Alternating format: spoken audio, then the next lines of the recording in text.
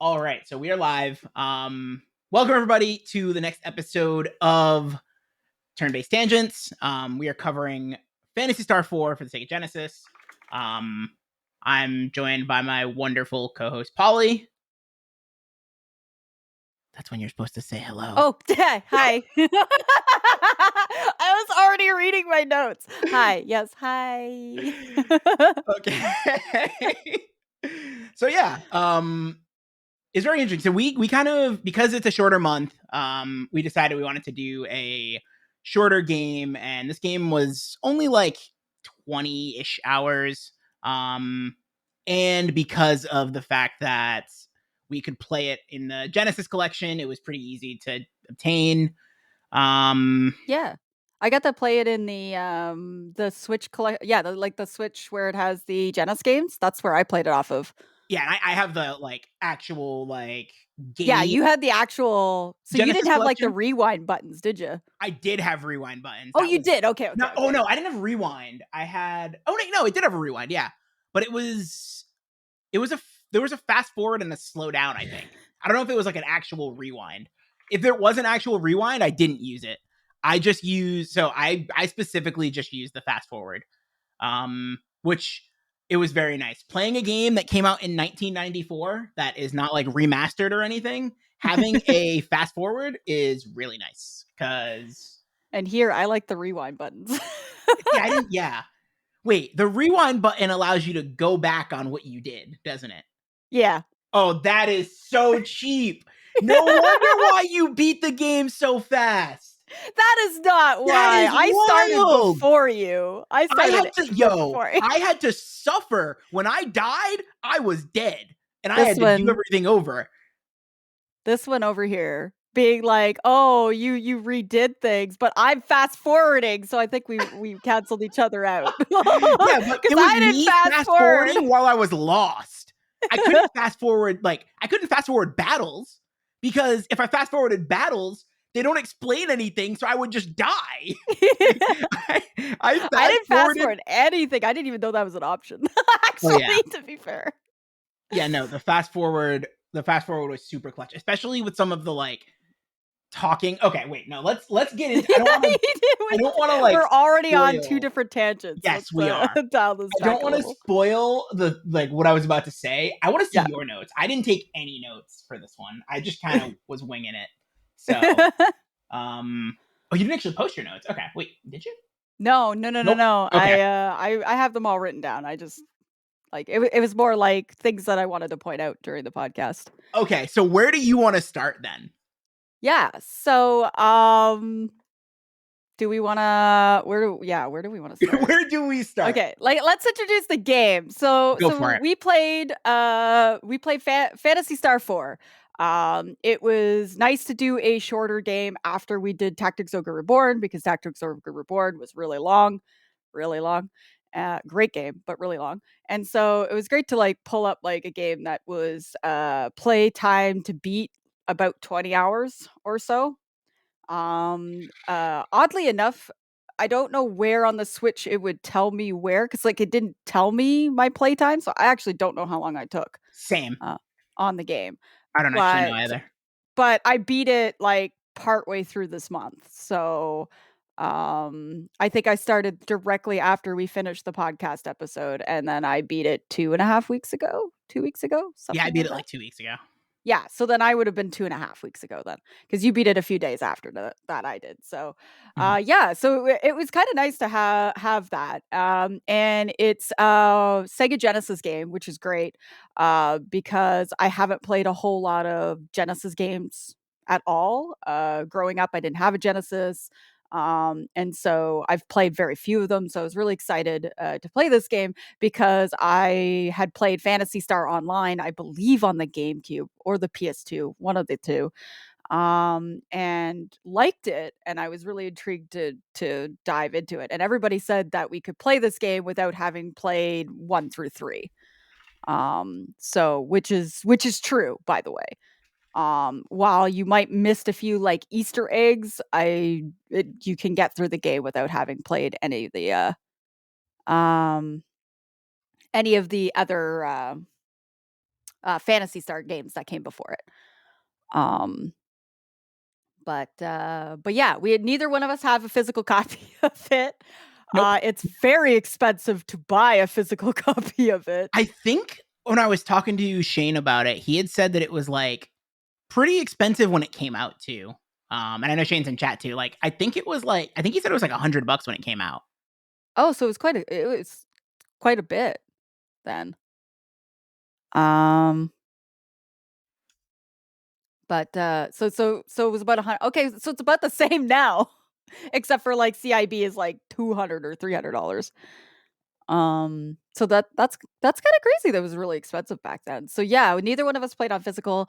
KJ had a Genesis pack, so has like the pack on Switch where like you buy the Genesis and games and stuff like that. Mhm. Where I had the emulator thing that Nintendo releases, that the NES, Super NES, all that sort of stuff. I had the Genesis one, so I played off of that. So we kind of had identical experiences. Apparently, he fast forward. I apparently rewinded a bit.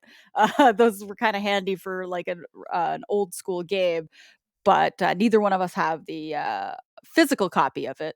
So we can't like show it off, unfortunately. Um, but yeah,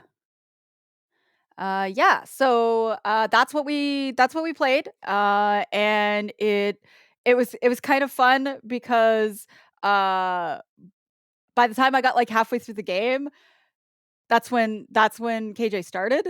So I was like, oh, I could do this first, and then I had all this motivation to beat it first because, as everybody knows from previous episodes, I have not beaten one first. I could have beaten Star Ocean: The Divine Force first, but I got sidetracked with the mini game and I spent like 30 hours in the mini game.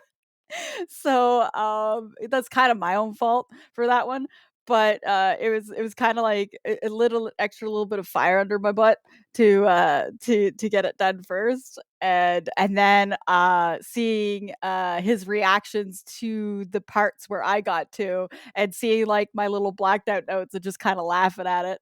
It was fun being the one ahead rather than the one behind this time. So yeah, it was a different experience playing this one with KJ off stream, and I'm excited to talk about it because there's a lot that um there's a lot about this game that I'm excited to talk about.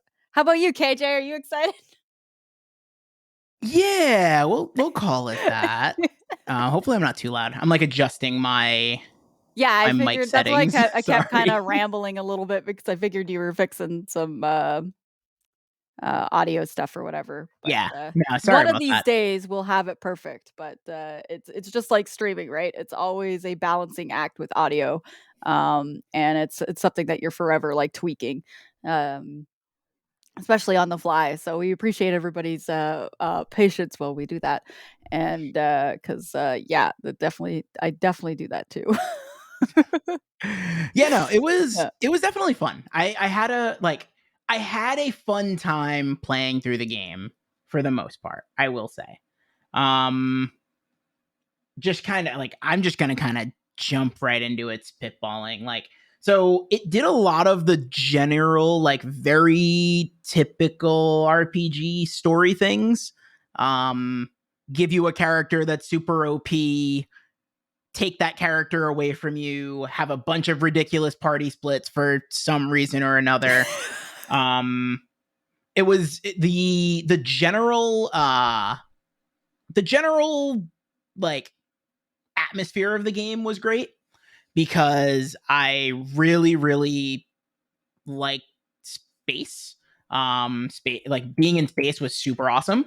And like jumping from planet to planet was really cool. I also really thought that the game did a great job of with the vehicles. Like in the Mm, beginning, just walking around was really painful.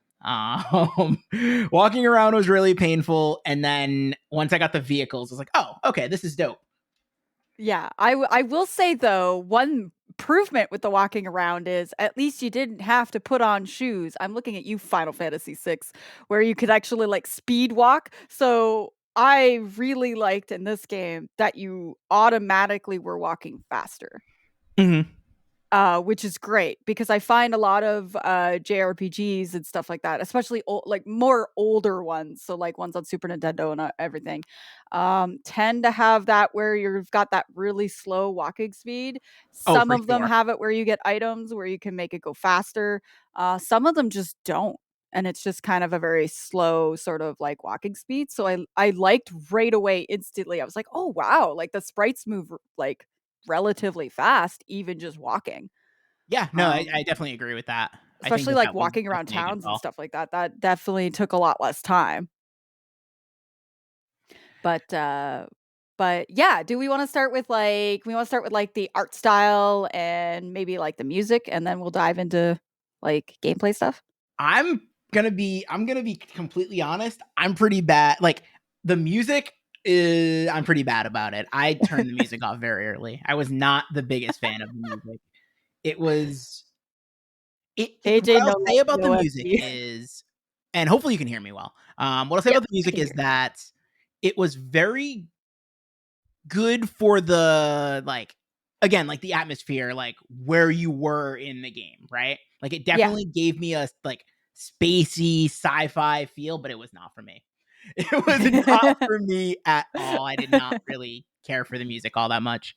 Um, the art style, I think, is the best part of the game. I think the Oh, art style yeah. is absolutely the best part of the game. That's where the game thrives.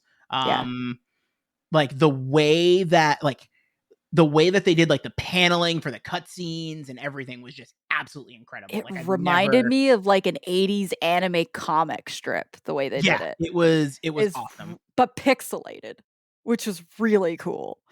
Yeah, no, Um, I totally agree with that. Like I think it was absolutely fantastic to like be able to kind of go through that and say, oh, okay, well, this is this is how this is gonna be, and yeah, it was a great feel. I really enjoyed that.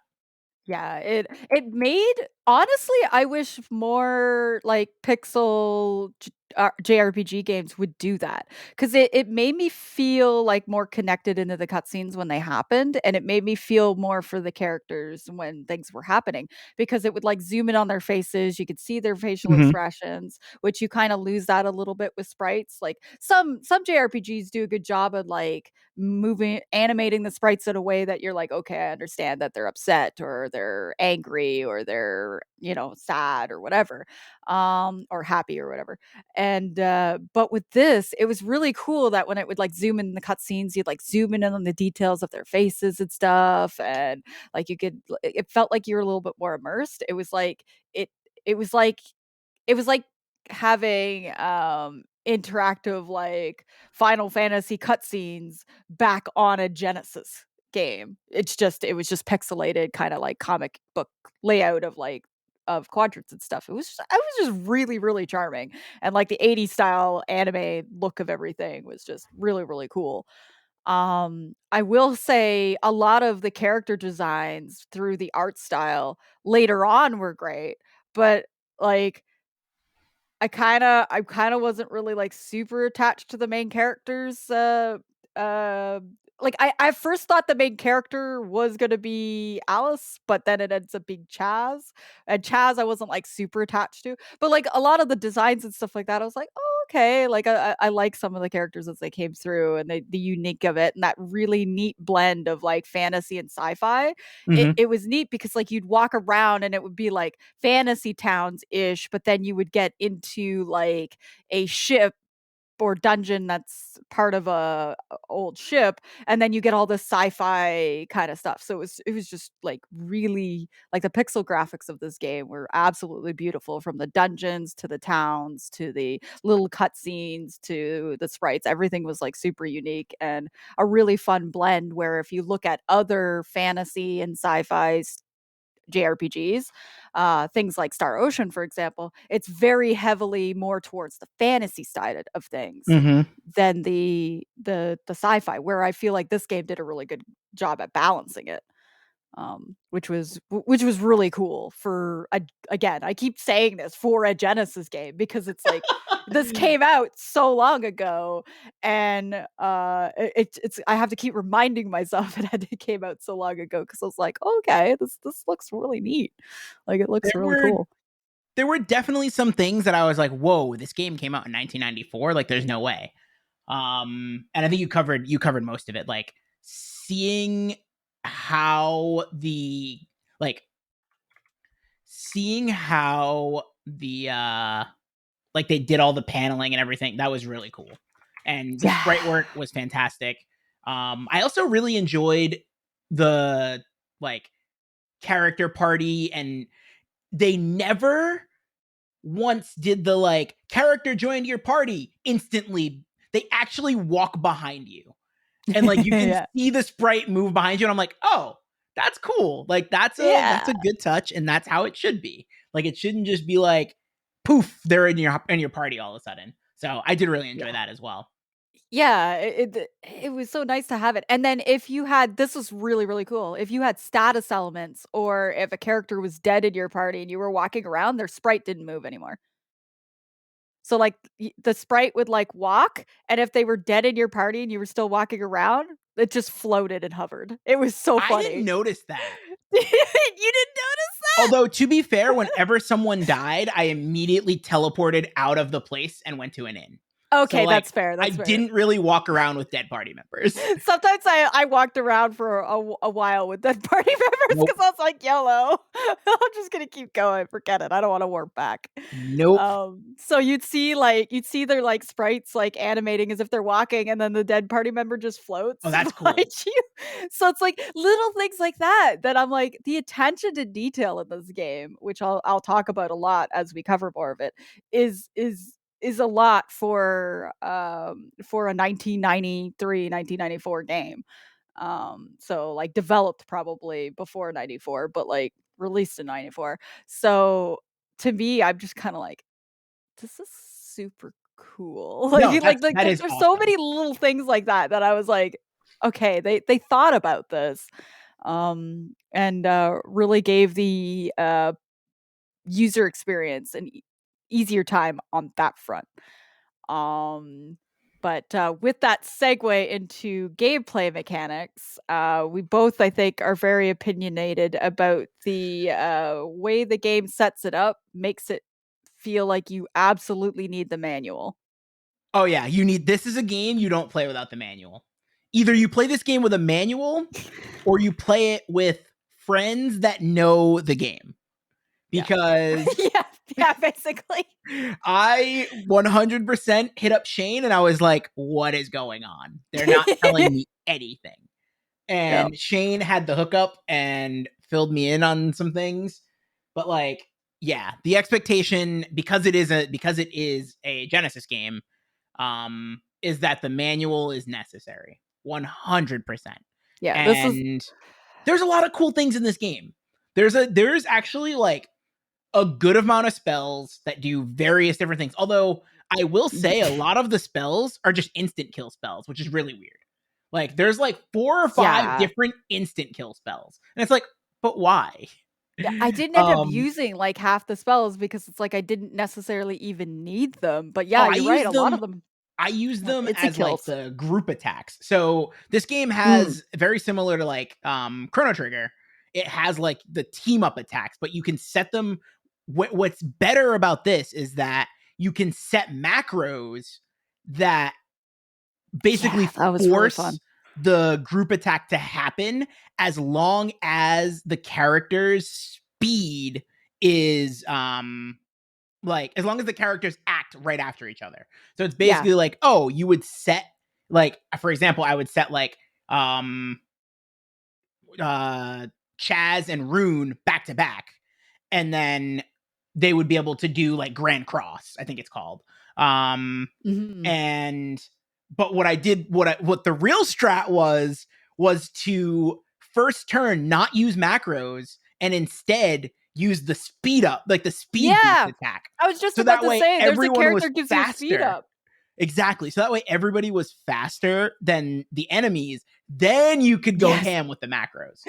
Yeah, I 100% had, like, a macro set up Yep. that later on you get a character who could speed up your entire party, which Mhm. is super awesome, and so you speed up the agility, and then you do the next macro where you could do the combo attacks, or you could do the AoE, attacks and, hit all characters, because there's a lot of times where you were fighting 3, 4, I think up to 5, enemies at once, and maybe you only had 3 or 4, maybe 5 party members, Mhm. and, oftentimes some of them not the strongest. So, You it rarely had made 5 party members. That was rare. Like, you yeah. often had 3 or 4. Exactly, like, you very so you often were outnumbered, so if you had Mhm. everybody attack and let's say everybody had great damage doing it, you were still like that one little straggler enemy that was you're just like, "Okay." So, it was great to, like, speed up your characters and do these AoE attacks or hit all attacks, and later I ended up being, like, super in love with a particular character you get that, depending on what weapon you put them on, hit all and did like hit all with crazy damage hit all. And I was like, oh, these enemies are Mhm. screwed. So, like, the macro system in the game. So, when we're talking about macros, they have this thing where you could set up a prearranged that your party can do. So that way you don't have to go through and click every single time in every single NPC battle or every single random battle that you didn't have to constantly go through it. So it made the game more enjoyable because you didn't get bogged down by a lot of the random encounters Mhm. because Because you could just macro attack. Like, yeah, you could just for macro attack. So you select your macro that you wanna use, which you're like, "Okay, I want this person to do an AoE attack. I want this person to hit all. I want these 2 people to hit this particular enemy at the same time, so they do a special move." And, you just keep doing that and hitting that button at the start of battle, and they would do it every time, which was the fantastic. I wish the more games one had thing I this. wish I and if I remember correctly, I wish you could. Yes, Cats just brought it up. So I wish that you didn't have to redo your macros with how often the party member switch, or I wish that you could edit the macros in battle. Like, if I could have edited the macros in battle, I wouldn't have had a as much of a struggle with um having the macros like switch, like just Yeah. kind of basically do whatever it wants when they remove party members, because this game takes party members out and puts party members in, like, so fucking There's often. so many party splits in this that it gets tedious because you have to reset your macros every time you have a party split, Mhm. and they do it so often in this game because they want you to experience all the different characters that you can get in the game. And I realize it's setting it up for later on, but because of that, it gets so tedious resetting those macros every time. And like you're right, if we would have had a way to like do it on the fly in battle, wouldn't have been a problem. Like, you have that little screen where you, like, you set up that you're gonna attack, or are you gonna set up you're gonna do your macro, or are you gonna try to flee? So you have, like, these 3 things before you even get into the battle. It would've been really nice to if it had, like, an edit macro button. Yeah. And that's why, like, one of the first things I said this to you, I said this to Shane. I was like, wow, this game is definitely in need of a remake or a remake, like a remake to like Mhm. just clean up a lot of, or even like just a good remaster to clean up a lot of like the jank that is in the Yeah, and it's not even like you can argue saying, "Oh, this jank is because of its time period," when we have other JRPGs who came out sooner, like Final Fantasy IV, for example, that came out in 1991.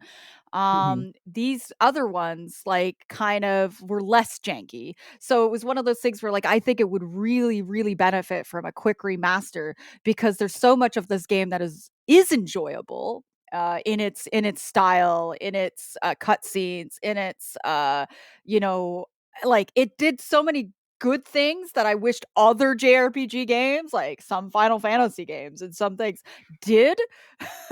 And then other things where it was just like, oh, this set it back. So like I think a remaster where it cleaned things up a little bit, and even if you could just like hover over top of one of the moves and it tells you what it does, would have been like just tiny little quality of life upgrades that Yeah, I think would put this at a much higher tier for a lot of people playing it, because like I think it's one of those few ones where I think even just not even like changing the style or anything, leave everything alone art mhm. style wise, just fix some of the little like some of these issues, um because like there's so much of this game when I was playing it that I actually I wished other games did. Like it was, yeah.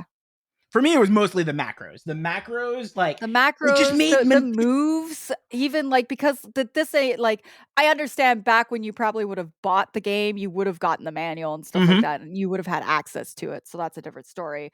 But that doesn't help with later on, for the game's like lifespan and stuff like that, that going back to Exactly. try to find the like it's very rare you're finding this game complete with a manual anymore, so you're reliant on wiki guides or friends like you said who have played it or know the different moves and know the different combos and stuff that can help you through it, because there's a lot of moves and a lot of names and stuff like that with moves that I would have never guessed did what they did, because it's different in like some RPG games you get where it's like, oh, there's fire. I'm like, okay, I'm assuming this is going to be I fire the enemy. Like I don't need an explanation there. But these ones had a lot of like different names, like Senar and like like all these different like, and I'm sure if you played older Phantasy Star games, maybe like because it's probably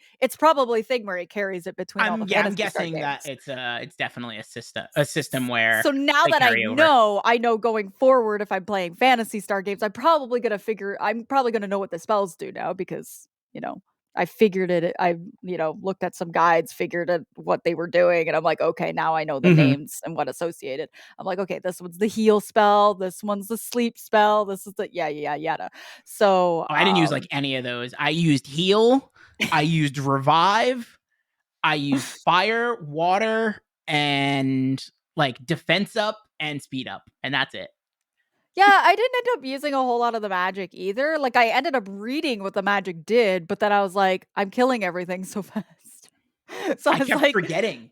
I I was kept like, forgetting. okay, I okay. there's a lot of spells, to be perfectly fair. There's a lot of spells and techniques and skills and I stuff within the game. learned like on the snow planet that there was a like heal all spell. That's when I learned. I was I toughed this out. Like I'm not even lying because I did look at the spells, but then I was like, I don't want to keep going back to look at the spells and do this. So like I'm just gonna go on like I just was like, I've played RPGs before. I know what I'm doing. Like I'll brute force this. I'll figure it out. Trial and error. And again, trial and error is what brought me to the full heal party spell because I was like, fuck it. I've never used this. What does it do? And it highlighted my whole party, and I was just like, or no, it didn't highlight anybody. That's what it was. Because that's the thing. When it's spells that hit everybody, I don't It think it doesn't highlight, highlights yeah. anyone. No, And I was like, that's its oh, giveaway. this is a heal spell or something. So I used it and it healed my whole party, and I was like, oh, this is a game changer. This just changed the whole So game. what you're saying is you were pulling a Polly and tried to brute force this game. I played this game on hard mode for like a good half the game at least. And then here's Polly finally learning to read the manual and taking a look at stuff. And I'm like, oh, there's a heal out spell that you get fairly early on. And I'm like, this is so much easier. Nope. Oh. And the thing was, I was going through, and then Shane sent me the combo thing. So now I'm like just using all these combo attacks. But I was like, oh, I'm a little under leveled. Like there were areas where I was like, I think I'm a little under leveled, but I'm just gonna keep going. Like, and I just like I said, I barreled in there and brute forced the hell out of things, and like I made it work. I But didn't yeah. know you could do combos till very late game. Because I didn't look anything up, I didn't talk to anybody, so I was just going through. But then I also didn't need to do combos until very late Mhm. game with a few of the bosses. It made it a little bit easier, and I just stumbled on it. And Eno can attest. He was like behind me, like listening to this, and I'm like, "Oh my god, Eno, they do combos!" And he just laughed really hard, and he's like, "Aren't you like at the end of the game?" And I was like, "Shh, Oh I my figured this goodness. out." Between Ruin and Chaz having it. And then I even stumbled across one where it was like one of the android guy that you get him, and there was a combo between him and I think Chaz or whatever, and I was like, "What?" Like there was some OP combo moves you could do in this game, but like literally tiny quality of life upgrades would be like to like give you an idea that these I would work. have been totally fine if like we had to find. So I wish they It'd would have be set it cool up if like like Legend you of had this. Legaia, where you have to find the combo attacks rather than accidentally doing them. Like, I feel like so with Legend of Legaia, like you can accidentally stumble across them, right? Like Legend of Legaia, it's like button inputs to do different things. I wish you had to like find something to figure it out. Like basically, like yeah, like Shane had said in chat, like some book or something. Like if they had books spread across the entire, like all the planets, and there were like extra things that you had to find, and it's like, oh, this book tells you that if you do these two things, you would get a certain spell. But you could also stumble upon it if you knew if you ended up coming across it and you were like, oh, these two things did that. So that's I wish there was some a little bit more guidance on that because if Shane didn't tell me that, I would have played the entire game not knowing that. Like Yeah. I was going on like just the spells that I saw doing the strongest. So for me, it was like, oh, like I have like cross slash or something like that. And I was like, that hits everybody and it does a fucking ton of damage. I'm going to use that. And that was just Yeah. one of the, like, I basically had certain spells and, or like abilities that each character would use. And so I just macroed all of those. And I was like, all right, this is just going to nuke whatever. I was like, this is just gonna nuke whatever I have to fight. And like, I'm just gonna click that button and I'm gonna click that button until the enemies die. That's Yeah, and honestly, that would have implemented you actually having a reason to go into houses, because one thing that, like, other like, it never made any sense, but they always had it, where in other JRPGs, you would go into different houses, find chests, loot chests, blah, blah, blah. This game, like, severely discourages you from doing this. Like, you there's try to, even like, click on. dialogue. Yeah, there's dialogue that says, "Hey, don't be stealing from people's houses." Yep. And you're like, "Excuse me, don't call me out. This is JRPG. Get off my back." And so, but there would have given you more reasons to go into different houses, because there's a part of the game where KJ was like, "I'm lost." And I was telling him, and I'm like, "You needed to talk to this random bartender." And he's like, "What?" Yeah, Like, I would have it was the never. it was the only time it did that throughout the pretty well the entire game. And it was like, it was one of those things where it was trying to encourage you to explore, but I'm like, it didn't give us any rewards for exploring. So very early on, I stopped really going into different houses because I didn't need to, because you couldn't loot, you couldn't do anything. So it would have Mhm. given a great little thing, Shane saying that it was like a book, because there was a lot of bookshelves you can interact with, but it didn't really do anything. It would have been really cool, yeah, if you would have talked to some of those bookshelves and found out these different combos throughout the game, where I would be like with my little notebook writing down the combo, it'd be like, okay, if I use this move with this move, then it's going to do something cool. Because I only ever experienced two or three of them, and I'm sure there's way more combos than just two or three. And it's because I just kind of stumbled on them, so I kept using them. And while I tried to do other different moves, I was so late game that I didn't end up stumbling on any other ones. So, um, I think it's kind of funny because, like, so many JRPGs just have, like, these random chests, and I always make the joke, "Why are we stealing from these poor people?" And then this game literally is like, "No, you can't steal from these poor people," and I was outraged instantly. I was like, "Excuse me, I'm the hero. I need this more than that." was like instantly put off when the one game that tries to be realistic, like, no, you can't steal from it, like random people. What are you doing? Scott, get out of random people's houses. And Yo, sometimes you need that random loaf of bread that somebody is like keeping in their storage closet. I don't know. Or like that random potion that's actually just in that person's sock drawer. Like, or like the yeah, 13 cents that you're going to find underneath their pillow. Like, I so many mean, JRPGs, so many RPGs in general do this, and it's just like this one game. It's like, nah, we're gonna be the real one, and call you out every time you try to loot. And it's like depending on who you had as the party leader, they called you out at certain severities. oh, So it was like, really? I didn't know that. yeah, so, like, you would interact with, like, Chaz as your main party member, and he'd be like, "We really shouldn't do this." And then Rune's like, "Why are you doing this?" And Oh, Ren is just like, "I really don't think this is a good idea, logically speaking," kinda thing. Like, they all had, like, different responses, and I was like, interesting. I stopped. Okay." So I didn't actually know. Like, also, I didn't really change my party leader. Like, once I decided I didn't really like Chaz, I just made Ren my party leader and like just walked around with Ren. That was basically that Okay, was that was pretty much how that worked. And after like the third town of trying to talk to every inanimate object that was in every house, I was like, "Oh, there's nothing. I'm not doing this anymore." Like I was that's thinking, fair. "Oh, it's a retro like it's a 90s RPG. There's definitely going to be stuff that are like in random bookshelves and And sock drawers and drawers dressers and and all, and there was nothing. And I was just like, "Oh, nah, I'm all set. Like I'm not there was getting no anything from this. reason I'm all set."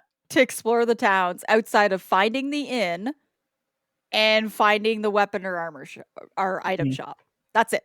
Once you saw those little logos, those were the houses you had to go in. The only reason I know characters change dialogue was not because I stopped just like KJ. I within the first town realizing, okay, this is not going to let me do this thing. I'm like, I don't need to go into these houses anymore for any other purpose.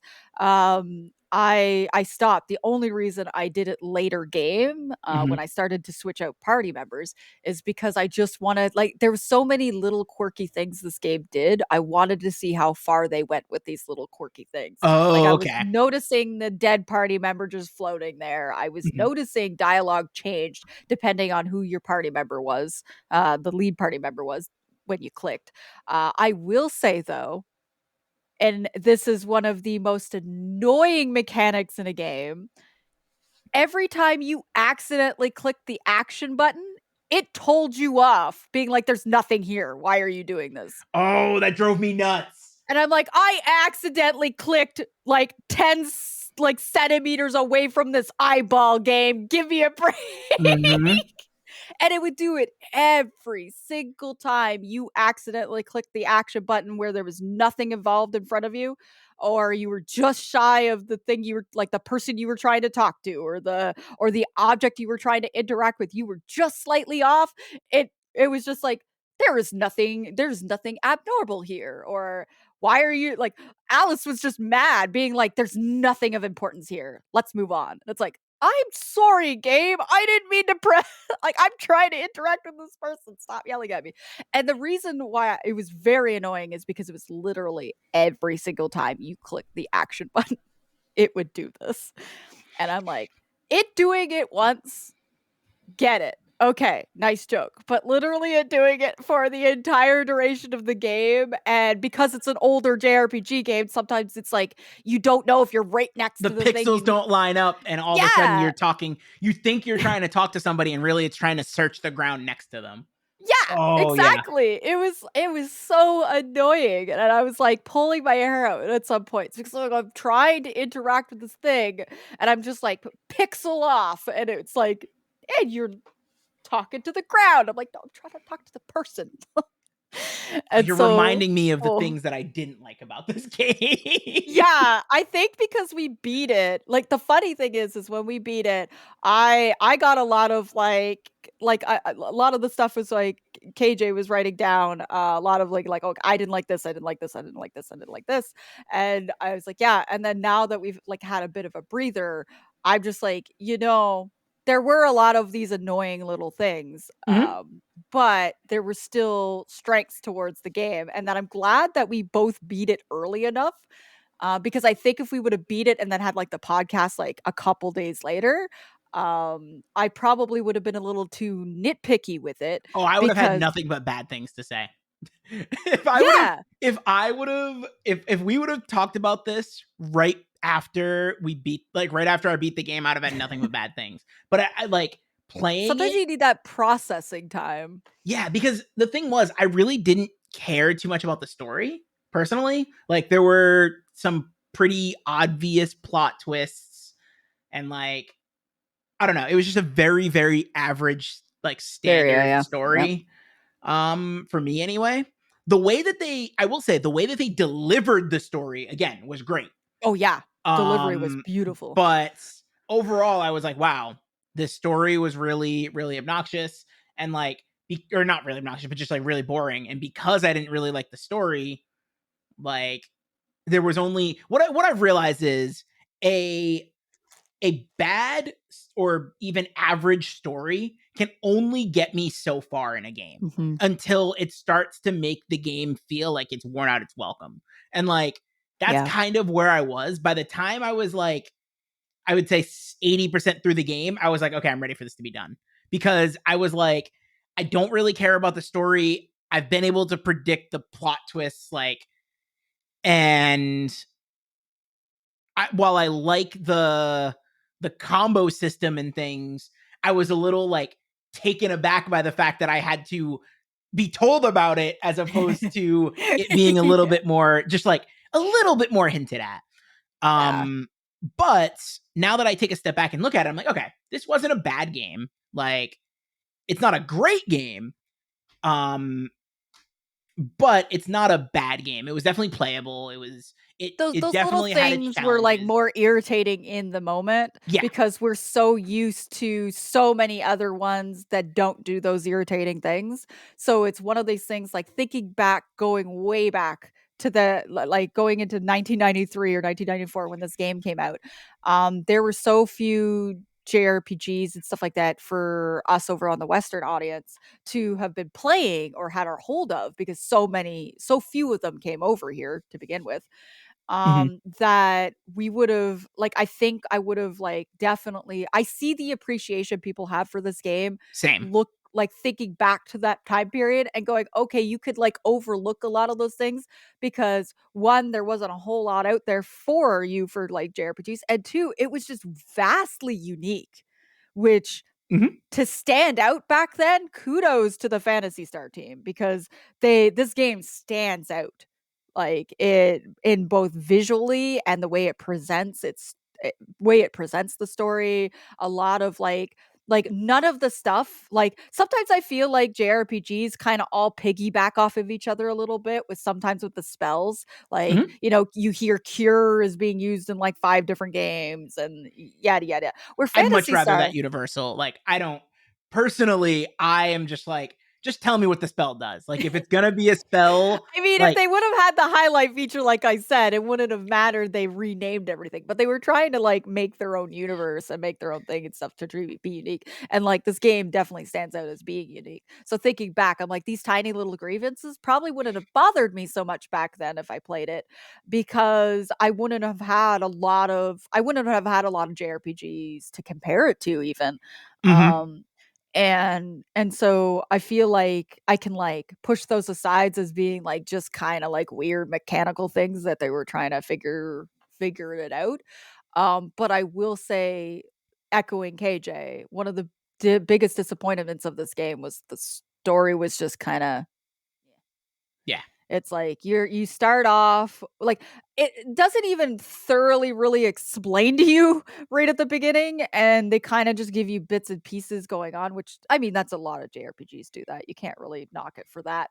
But you start off as like two hunters or whatever investigating something, and it kind of spirals from there that it just you keep uncovering more and more and more of this technology that had like kind of crash landed there, and you dealing with androids and robots and all this other stuff, and it like advances the thing. But the characters were the one character I enjoyed because they were very quirky. They rip away from you very Oh, I early was on so in this mad. game.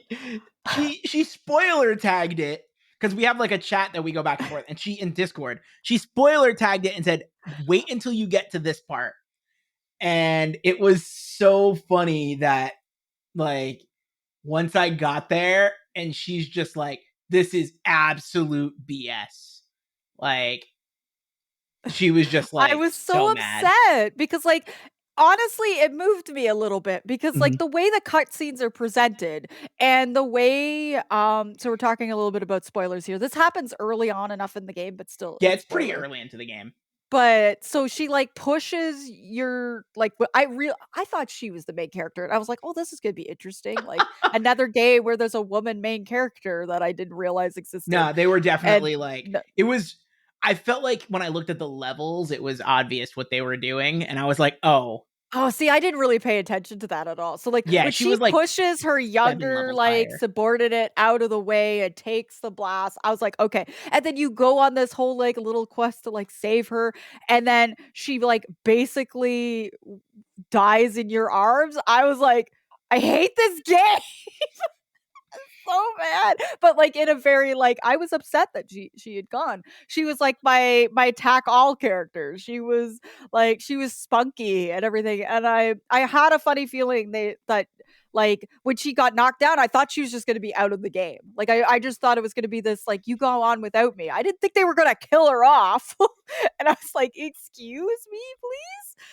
Like I was a little emotional there, but like I don't know if maybe the dialogue got lost in translation too. It might have been that as well, that it just felt like a lot of the characters and their responses to things were really bland, and kind of all more or less universal, or like they all kind of reacted very similarly. And they tried to make Chaz a little bit more. Also, what kind of fucking name is Chaz? Anyway, sorry to whoever's in chat who has the name Chaz. I'm sorry. The game called him out with his name. So I'm like, I feel like I'm okay to call that out. But they tried to make him a little bit more unique out of the rest of the squad. The problem is he ended up going a little bit too much into like I was just yelling at him being like stop being stupid and do the thing you're supposed to do cuz he's Mm-hmm. just like, "Nah, I don't know what I want. I don't know what I want. I don't know what I want." I'm like, "Would you make up your mind?" It's like going out to eat and you know what? I'm calling myself out a little bit here. But it's like going out to eat and being like, "So what do you want to eat?" And like, "I don't know. I don't know what I want." And it's like 20 minutes of that and you're just like, "Oh my god, I just pick something. Pick something. Pick a direction." Like I was like yelling at this main character a lot because it's just he's just so indecisive. But I know they were trying to like make it more unique and build up that suspense of like what is his decision going to be. I'm like, of course he's going to save the world. Come on, like he Yeah, he gets it to was this. rough. That part was definitely rough. Like I don't know. Also, one Yeah, second. and then they weren't entirely clear on oh goodness, what was her name? The pointy eared. At first I thought they were trying to lead that she was an android, but apparently she was like human raised by androids. I don't know, or species raised by androids. It was kind of unclear at the beginning. I thought she was just being like, and I sassed KJ about this too because he's just like they're freaking robots. I'm like they prefer the term android actually, and I was like sassing KJ as you think, but then we both realized like later on it's like she wasn't actually because there was actual androids that joined your party and they're different and they even like they even made it very obvious they were different because you couldn't heal them with Yep, normal magic. that was You the worst. you could only heal them with special moves they had themselves or items like repair kits and stuff like that. So they made it very obvious when they weren't human. Mm-hmm. Or like humanoid, I guess, technically, because I mean you get a bird guy in your party. So I can't really say human, but like humanoid. So I thought this character where she's like had two dual claws and pink hair, and I like this character. She was like one of the only one cool designs I liked. But she they didn't really kind of like, and it could be lost in translation that they didn't really explain that she wasn't an android, but she was like kind of acting like one, and then at the end of the game she was kind of acting like one, and then didn't. I don't know, it was very like so Yeah. I wonder if a lot of like maybe the story little bits might have been a little bit lost in translation, a little bit more, because you would have got that a little bit more back then because of, I mean, there was a lot of like translation-y issues and stuff like that with the JRPGs from like PlayStation 1 and back. Um, Especially like there's a lot even just in Final Fantasy like 4, 5, and 6, for example. Well, 4 and 5 technically. Because those are So 4 I and don't know. 6, sorry, but I I don't necessarily know if I think it was like lost in translation so much as I do think that, and I think this is a really good point. I think they were just limited with the amount of things they could put into the game because because of the fact that like they they were there was it was on a cartridge, right? Like I think that's a um yeah, and something I that's mean, very limiting.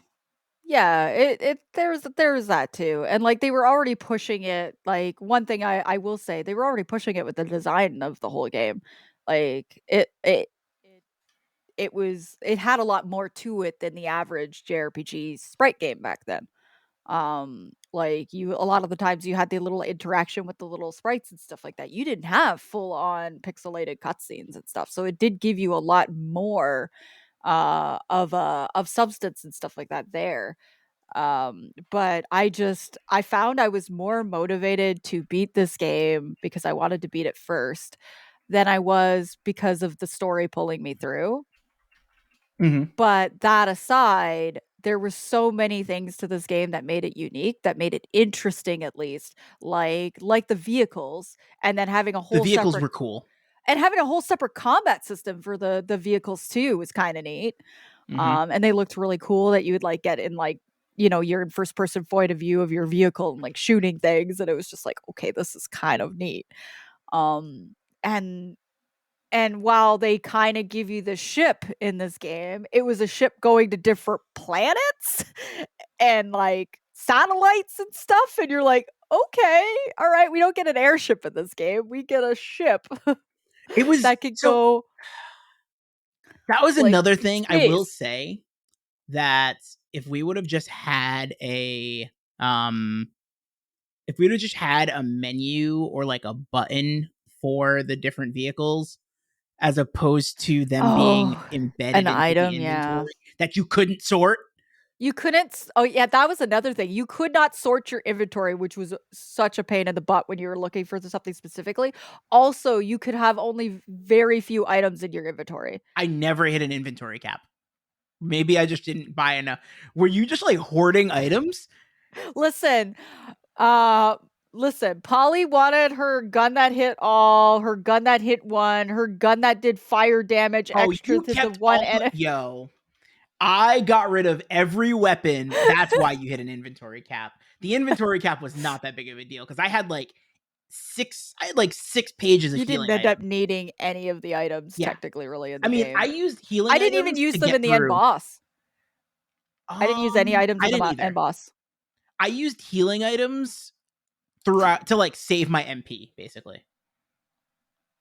Like in dungeons. That was how I did things. But yeah, no. I definitely just like I was like, "Hey, I'm going to use these cuz I what else am I going to do?"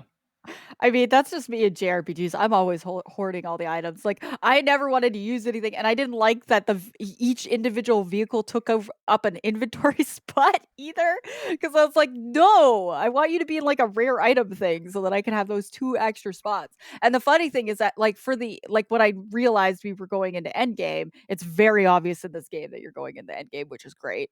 I was like stocking up on a bunch of like items and stuff because I was like, okay, there's going to be a difficulty spike. There has to be, and I didn't use a single one. But that was the only time I ever like ended up having to sell things and clear off inventory space because I had no more room. Um, but the vehicles being like their own separate thing would have just been handy just for the fact that you didn't have a sort button. So it was like sometimes if you had a few pages of items, you were like, Mhm. okay, where is the stupid vehicle? Where Yeah, is the snow digger? Where is the hover ship thing? Like, well, the excuse me. the good thing was once you got a later vehicle, you were able to, like once you got a later vehicle, you were able to push through, like, you were able to use, like, it basically covered everything that you were, that the previous one did, pretty much. Other than the ice breaking, I think. Um, but yeah, no. Yeah. It it got to the point where I was strategically using my items so that strategically using my items so that way um all of my vehicles were at the first page. Like, I strategically did that because I was like, I just want all the vehicles at the front. Like, if I have all the vehicles at the front, I'm happy. Like, this everything will be good. I just need the vehicles at the front. Yeah, and like I kind of liked how like the snow one, like you could like plow through little snow hills. I was like, okay, this is kind of neat. And then the next one you get, you can like go across water, Mhm. which was kind of cool. Like they had this whole like little side section of the game that you could completely ignore and avoid, by the way, which I think you did, Which side where section? it was where you could do side quests. So you do Hunter's Guild Oh, stuff. I never did any of the guild stuff. No. I did do one extra area. It was actually the best area I found to grind. And I got a bunch of equipment from it, and then you could get the android healing items in, like, you could get unlimited android healing items from it. I can't remember the name of it, but it was like a random place that you go to, and then as soon as you go, like, Ren is like, "Oh, this is an area that you don't actually have Oh, to go yeah, yeah, to." yeah, that's the place that I told you was the weapon plant where I'm like, "This is Oh a yeah, nice yeah, yeah, little that's what it place to was. Yep. level if you needed it." I didn't even. Um I totally forgot that you had said that, and I Oh, just went there, and I was like, "Oh, this is an optional dungeon. Fuck it, I'm gonna explore." And I did, and it was worth it. Like, it was definitely worth it. yeah, and, like, the weapons plant is, like, a good and it was very obvious it was a side thing because it tells you, like, Ren walks in, it's like, "Oh, we don't actually need to go here, let's continue on to this thing," and I'm like, "Oh, no, we're going in," like, I was like, "No," like, my contrary side that comes out very, very rarely, very much came out to being like, "I'm not gonna do it because you told me to," because Oh this my whole game god, keeps saying I can't loot, I can't look at the ground Polly's rebelling randomly, against the I game. this game has been, like, restricting me, and then finally it's like, "We don't need to be here." I'm like, "Yes, we do. Yes, we do." But it was a nice little place because, yeah, you got, like, the endless repair kits, which I thought Mhm. were pretty handy for to revive your androids, because you couldn't heal them normally, and so, without like, you had to use their own healing spells, I guess, technically, um, but there was some robots that if you weren't careful, they could insta kill your android, which I came Hmm. across, in some areas, of certain robots, you they would literally insta kill your android, and I was like, Ooh. I don't think I ever came across Excuse those. me?" So those repair kits came in real handy for that. Just for the matter of, like, maybe you never ran into them or maybe they never got their move off either. Sometimes they were, like, really weak enemies that if they got us like I said, there was, like, 5 of them in a row, and if you didn't kill all 5, that Mhm. one did a move and an insta-killed. But there was also these, like, enemies that they combined into a stronger one, which was I clicked the wrong macro, and I had everybody in defense, And then Wait, they you had a like, defense macro? yeah. So I had a defense macro. Why?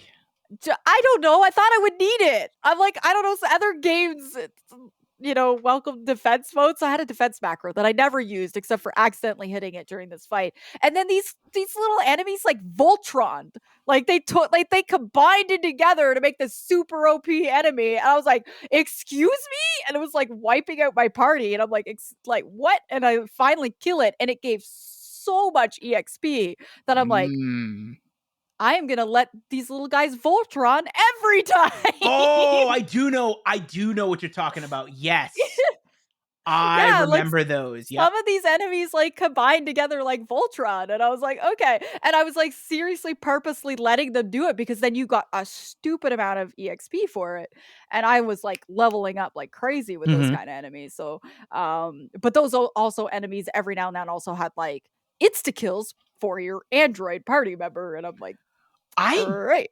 I don't remember it being insta kills for androids. Like insta kill, I just remember insta kill moves being insta kill moves, and I don't remember too many things having them outside of It was bosses. a specific electric move that if it hit your Android, they just like it I had mean, a that's kind chance of to cool. like That makes kill them. sense. Android Yeah. short circuit them or whatever. Like that's Yeah, cool. which it made sense in like the whole mechanics of this game, which they seemed to keep like they kept trying to like make things like more or less a little bit more believable. So Mhm. they would do this like electric move, and every now and then it had a chance that if it did hit your guy, like your guy would dodge it, but if it did hit your Android, they would instantly die. Which I was like, oh, interesting. Like they'd had so many like little interesting things like that in battles that I was like, yeah. But I ended up doing the whole Hunter's Guild thing because like otherwise I would have really beaten this game too quick. Because I was very motivated in this game to do That it. said, would you have been? You would have been very underleveled though if you didn't do those things, right? I would have been about 5 or 6 level. No, no, see, like the Hunter's Guild ones, there was only one that I found like helped level me a little bit. It was the weapons plant that I found actually helped leveled. The Hunter's Guild things were just like little extra story little bits. Like you helped the kid that fell down well, not a well, but like fell down the crack, and you like go and save him. Like the enemies were easy enough. Oh, there was one. Okay, I wanted to talk about one of the because a lot of them were like funny little side questy thingies. Like I didn't find I really gained much about them. I gained money though, and I loved that so that I could buy my really expensive equipment late game. That was more or less why I did the Hunter Guild games. Um, but I think I was pretty over leveled for most of this Yeah, you game. were legitimately like 5 to 8 levels higher than me. I had characters, so like I beat the game with my highest character at level 42, and I had characters still in the high 30s. And I think you had said you were like mid to late 40s. I was 45 for my highest, and then yeah, everybody was above 40. Yeah, so I think I literally was a little bit over level, but I wanna talk about one of the side quests because you didn't get yeah, I love money, listen, please. I this game, I spent most of this game being broke because a lot of, like, the really OP items and stuff like that were really expensive, and and I was having fun, like, when you're, like, driving around in the vehicle, I was, like, killing a bunch of stuff because you would get EXP, you just wouldn't get meseta, which is their money currency. I hope I said that right. MESETA, Meseta? I don't know Something, if yeah, that's right or not. it's Um, fine. but they're currency in the game. So, but you wouldn't get any if you were in the vehicle killing things. You would only get experience if you were in the vehicle killing things. So I got to a point where I was just like, I kind of want to buy cool equipment stuff, but I can't because I can't afford it. So I would do these little hunter. I would always fly back to the hunter guild periodically through different plot things to see if there was any unlocked. And there was this one side quest that I literally was both very angry and outraged, but then I laughed hysterically the way they set it up. So, and Interesting. I know KJ didn't do this one at all. So let's I no, I didn't do. Again, I think Cats in chat did this because I think she knows. I think she knows what about the thing. So you start off this quest mhm, where you're talking to the like it says the hunter's like oh this guy is having problems with birds eating their crops. Please okay. go help them deal with the birds. And I was like they're fucking birds. Why? Okay, whatever. So you go to this town and you talk to him, and he's like, and I didn't catch this until later on, but he's like a little bit hesitant with you, but he's like, oh yeah, the farmers in the fields, we're having issues like with our crops because these birds keep coming in and eating them all. Can you go to this cave that is like west of town and kill these birds for us to stop them from eating our crops? And I'm like, okay, cool, whatever. So your main character's like, yeah, sure, we got this. We're hunters, we can do this. So you get into the cave, and the birds are so cute. They're these pudgy little birds in different colors. They look like chocobos almost, but like not chocobos. Like obviously they're not copying Square Enix or anything, but like they're like these pudgy little birds, and they're really really cute. And they come in like different colors, and you're going through it. I'm like, I was sad I was murdering these birds. I'm like, why would you kill these birds? They're so freaking cute. I'd let them eat my soul. I don't care. They're cute. Like, and they had like these little antennas, and they attacked you through like psychic abilities through their little antennas, and they were What really the? freaking cute. And so you go through this, and you get to the end where there was this giant, I swear Fat Chocobo was based off of this. There was this giant bird, and he's big, and he's pudgy, and he's massive. And I'm like, can I keep it? Can I just keep this bird and it be my party member? Instead of Rune, can I just get rid of Rune, Moody Rune, and just keep the bird? I wasn't a Rune fan. So so you're fighting this bird, and I'm like freaking out because I don't want to kill these birds. They're really freaking cute. I kept running from battles, but it wouldn't let you run from the last battle because obviously it was a boss battle. And so Mhm. you're fighting the bird, and like you beat it, but then the guy who sent you on the mission comes running into the cave, and he's like, wait, hold up. Don't kill him. Don't kill the bird. And I was Oh like, no. excuse me, you sent us here to kill the bird. And so the bird flees, and I'm like, oh phew, I don't actually have to kill the bird. I was actually relieved, to be perfectly honest. The bird got away. I was very happy. And he's like, no, don't kill the bird. And they're like, and Chaz just immediately is like, your main character's like, okay, what's going on? Why are you told us to come and kill the birds? I thought they were bugging the crops. And he's like, actually, so funny story about that. I swear he's doing this. This is what he's doing. He's like, funny story you should mention. And Chaz is like, just spit it out. What's going on? And he's like, I Oh. kind of found these birds, and I was raising them, and then they got too big, so I threw them in this cave, and then they started eating the crops, and I didn't want anybody to kill my baby birds, so I figured if I hired hunters and the birds slaughtered the hunters, then the townspeople would leave the birds alone. And you're like, wait, you wanted us to die from these birds? And Chas is like so outraged. Oh my He's goodness. so That is terrible logic. Also, fun fact. So a couple of people had mentioned that there were these birds are like are in the franchise, and they're in some of the online games. I played Phantasy Star Universe online. It was like a beta. It was like a weird sort of online, like half MMO beta thing on the 360. I remember the birds you're talking about. They were okay, they're in that game. stupid cute. Yeah. It was And like they I were didn't like a. I'm pretty sure they had like a rare drop. Their feather was a rare drop.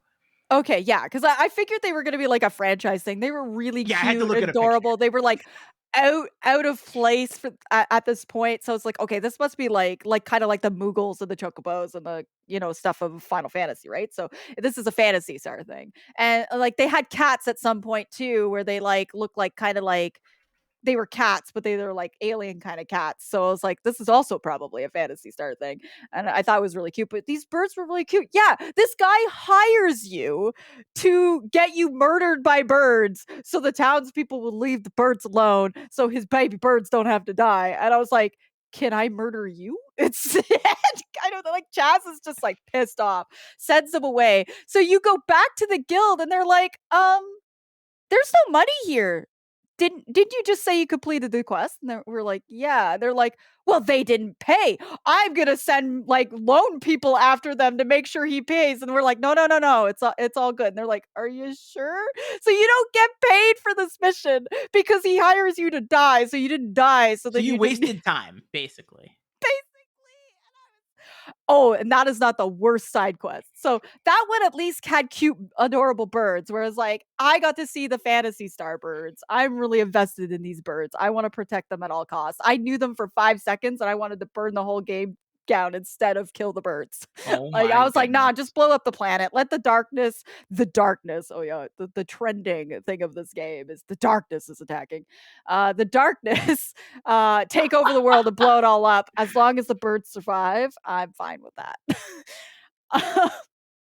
The other useless one, which I put in blacked out text just in case KJ stumbled across these and decided to want to like do any of these guild hunts, was one where it was I shit you not. The story is that these daughters left from home and their parents can't find them, and you find them in prison because they went on a shopping spree and couldn't pay their bill, and to bail them out is 50,000 Meseta, and the reward for completing the quest is 50,000 Meseta. But if you get stuck in this quest and you don't have enough money, you can't go and do another quest until you finish, until you get enough money and you literally pay to free them to get the money back, That's so basically. dumb. It That was is, oh, I'd be so mad. infuriating. I was so angry. Luckily, it was the last quest I did. Let's just say it never got completed because I was angry. And I was like, I'm not giving you 50,000 Meseta just to get 50,000 Meseta back. I had like 45,000 or something like that when I did this quest. And I was so mad. I'm like, I'm not going to grind money to free these. No, you guys could stay in jail. You went on a spending spree. You couldn't pay for it. You had no money. You just stay in jail. I don't care. Like, That is awful. at least the bird one was humorous because it's like I was angry, but then I laughed. But the birds were cute, so I was like, all right. But that one was a total waste of time, and I'm like, game, it's not cool. It's not cool. So those are like the highlights of I think there was 8 or 10 of them side little questies in total, not including the weapon plant, which you already Mhm. did. Um, but yeah, a Did few of them you were oh, there was quirky, but another quest that it wasn't even a quest, it was just, like, a random area that I ended up going into where I got, like, um, a weapon. It was like a tusk or something like that. a tusk. Yeah, hold on, I'll have to I should have taken notes. Um, I don't know if I did that. I don't remember a tusk. yeah, I definitely got, like, a tusk from Oh wait, yeah, no, no, the I do giant, remember that yeah, because yeah, that yeah, cat. from the giant cat. Yes, yes, yes. Yes, yes, the giant cats. Yeah, because I just literally yeah, okay, yeah, I did that, dude. I did do that too. Because Okay. that equipping that onto Mhm. Rika, whatever her name was, equipping it onto her made her do some crazy damage to a couple of the bosses. I didn't even realize, so I just left it on her. But or she could like insta kill enemies with it or something. I don't remember what it was. But yeah, I went to did the little side like cat thing, and the cats were really cute too. Like like I said, the cats and the birds, I feel like are like franchise. Like they're in like every Fantasy Star Yeah, game I have kind of no thing. idea. I have no clue if they are, but yeah, that was something I stumbled upon and I was like, "Oh, okay, word. Like that's pretty clutch. Like I can do that. That's no problem."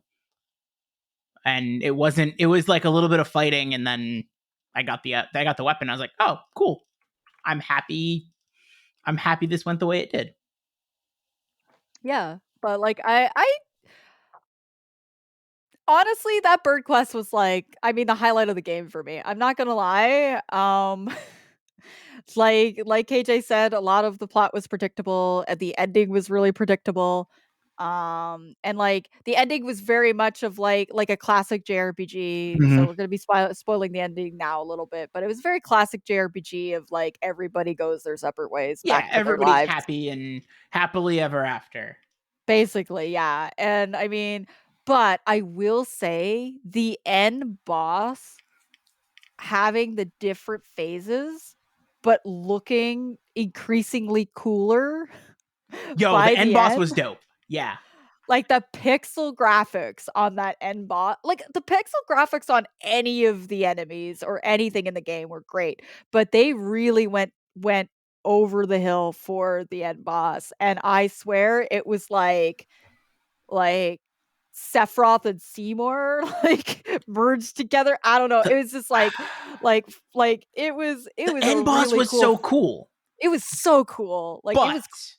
that final dungeon, Oh, that hurt my eyes. it It was hurt my eyes so so bad. painful to look at. That I final got dungeon headaches was from that so final painful to dungeon. look at. Like, oh my goodness, that drove me nuts. But the end boss was fucking dope. And I loved the fact that, like, I don't know, I would much prefer a I'd much prefer a boss that has like multiple phases than like a boss rush of like 9 bosses. Like, just give me one fight where it transforms in the fight, as opposed to a bunch of consecutive fights. Yeah. So that I was, or like a party. I was worried this game was gonna be like, oh, party split time. You only, because there's so many characters. I thought it was gonna be like, we're gonna cut the party in half, and you're gonna have 4 characters for this fight and 4 characters for this fight. I expected that 100%, like two party type system. I was so worried about that. The fact that I could just go in with my main party and just be like, all right, yo, we're gonna run it. Let's do this. Like that, I was very happy about that. The little bit at the end there where it set you up with that 5th party member where you lost the person went back to the town, so then you were Mm-hmm. down a party member again. So like you had the old guy who was an OP healer, he collapsed and was sick, so he was out. Then you got like the spear lady who could hit all, and then she leaves. So then you're open, and then this party member joins in. And I was so angry because it was like, I didn't think something could be weaker than Han, but they gave us something, a character weaker than Han. Um, I thought it was hilarious when that party member ended up like transforming into a boss. I like cheered because I was like, thank I knew it was goodness. coming. I I was knew it like, was fucking thank coming. I was goodness. like, there's no way. There's no way that this is another character for this random dungeon that they were just, I was like, there's no shot. Yeah. So I the did think he would stick. Like I was hoping he wouldn't stick. I didn't quite think that he would transform into a bad guy. But I was hoping he wasn't gonna stick and they were just gonna like troll you a little bit, being like, here's your 5th party member. He. And you're just like, okay, this sucks. it seemed a I little let him die off. and then I didn't revive him. That's how I like he was floating the whole time. I let him So die and then I what never I did revived him. was, after I got the item, I save stated. I was like, there's no way this dude, like, there's no way I got to the top and there's no real boss fight. And I'm just like, oh, I got the thing. So I save stated and I was like, I'm gonna remove this guy's armor just in case. And then I fought him and I was like, oh, this mother, like, I walked out and I was like, oh, this motherfucker's ready to fight. And then that was like, okay. And I was able to sell his armor and get free money. It was great. Me, I let him die in the first battle. I let everything just hit him till he was dead. I put everybody Wow. else in defense. I let him die, and I was like, Yo, "You can stay dead." Polly said no new friends. We're just, nope. No, my friend squad is full. I don't have any That's more room. wild. No, I did not want to. I was just so like, no. I was like, nope, this character's not. I took all his equipment off. I let him stay dead, and I went through the dungeon. I didn't need him. Everything was like Yeah, easy. you were over leveled. I was like, I was happy when they gave me another character. I'm like, word, I got another character. Let's go. Especially, I was pissed. Like, when they take the old Raja or whatever his name out of your party, yo, I Yeah, had the I was so perfect mad. setup. Like, Same. he was such a good healer. I was like, oh, we're good. Like, the rest of this game is about to. That was also right around the time that I found out about the like, Shane told me about the combo attacks. So I was like, oh, it's a wrap. I got the combo attacks. I got a healer now. I got like a dedicated healer. Like, there's Yeah, no way. This dude I has was like so 300 excited. MP. Like, I'm good. And then they took Yeah, him out the party and I was like, And because his intelligence was so high, he healed for more than everybody Oh, he else healed did. for so much too. It was so OP. And then they took him out, and I was like, no, no, no, you're not doing this to me again. If I So remember mad. correctly, he also had a skill that allowed you to regain MP. Yes. If I remember Okay. correctly, So he had, I I don't forgot remember what the it was names of them, called. It was but like Miracle or something like that, where he literally, you would do it, that's the one. and Yep. yeah, all their tech points would be like, not all of them, but some of them would be come back, and I'm like, he is way too OP. Yo, it was so But also I was just like, so he dope. was perfect, and I loved him, and I was so upset. So that I was really excited at the end when Seth or whatever his name was revealed to be a bad guy, and I was like, okay, that's good. You were dead in my party anyway, and revealed, and then you get to the end thing, and they let you pick, and I got stupid excited. You could pick between the bird guy, the I wanted the bird guy to be cooler. I'm not gonna lie. I wish he He had was some kind of more. lame. I I was wanted like in the very beginning, I was like, I was so I had hyped. I a was like, funny he be your guy. I was like, this is gonna be KJ's guy, and then like halfway through the game, I'm like, oh, he kind of boring. This is not yeah, gonna be he KJ's guy. needed yeah, no. He definitely needed to glow up. So there's him. There was the other blue haired lady that came from the same place Rune Han technically is came from. back who was like Han, yeah, I was like, okay, who picked Han? Like, I he's need to search the internet world and be like, which one of y'all picked Han out of the OP lineup of like, even like Raja comes back, so you have the opportunity of Raja. You have Android Lady, who was pretty strong. You have like, the blue haired lady was decent. You had, you know, Grizz, who was like a little lackluster, but then you had Han. I'm yo, like, but at least who they gave him picked levels. At Han? least they gave him levels. They could have left him at like level 8.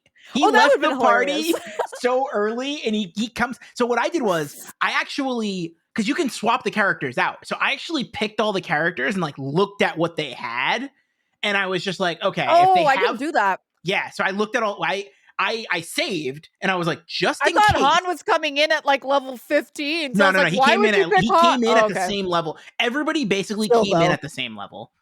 Still though. It's Han. Yeah. Who picked Han? So I started looking and I was like, okay, what does everybody have? Like, what can I do?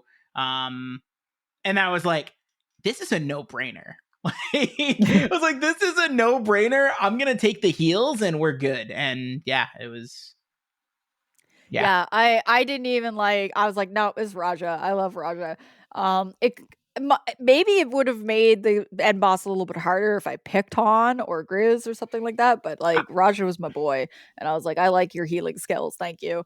And so he's who I picked too at the end sequence. But I thought that was kind of neat that they let you pick your fifth party member. I thought that was kind of cool.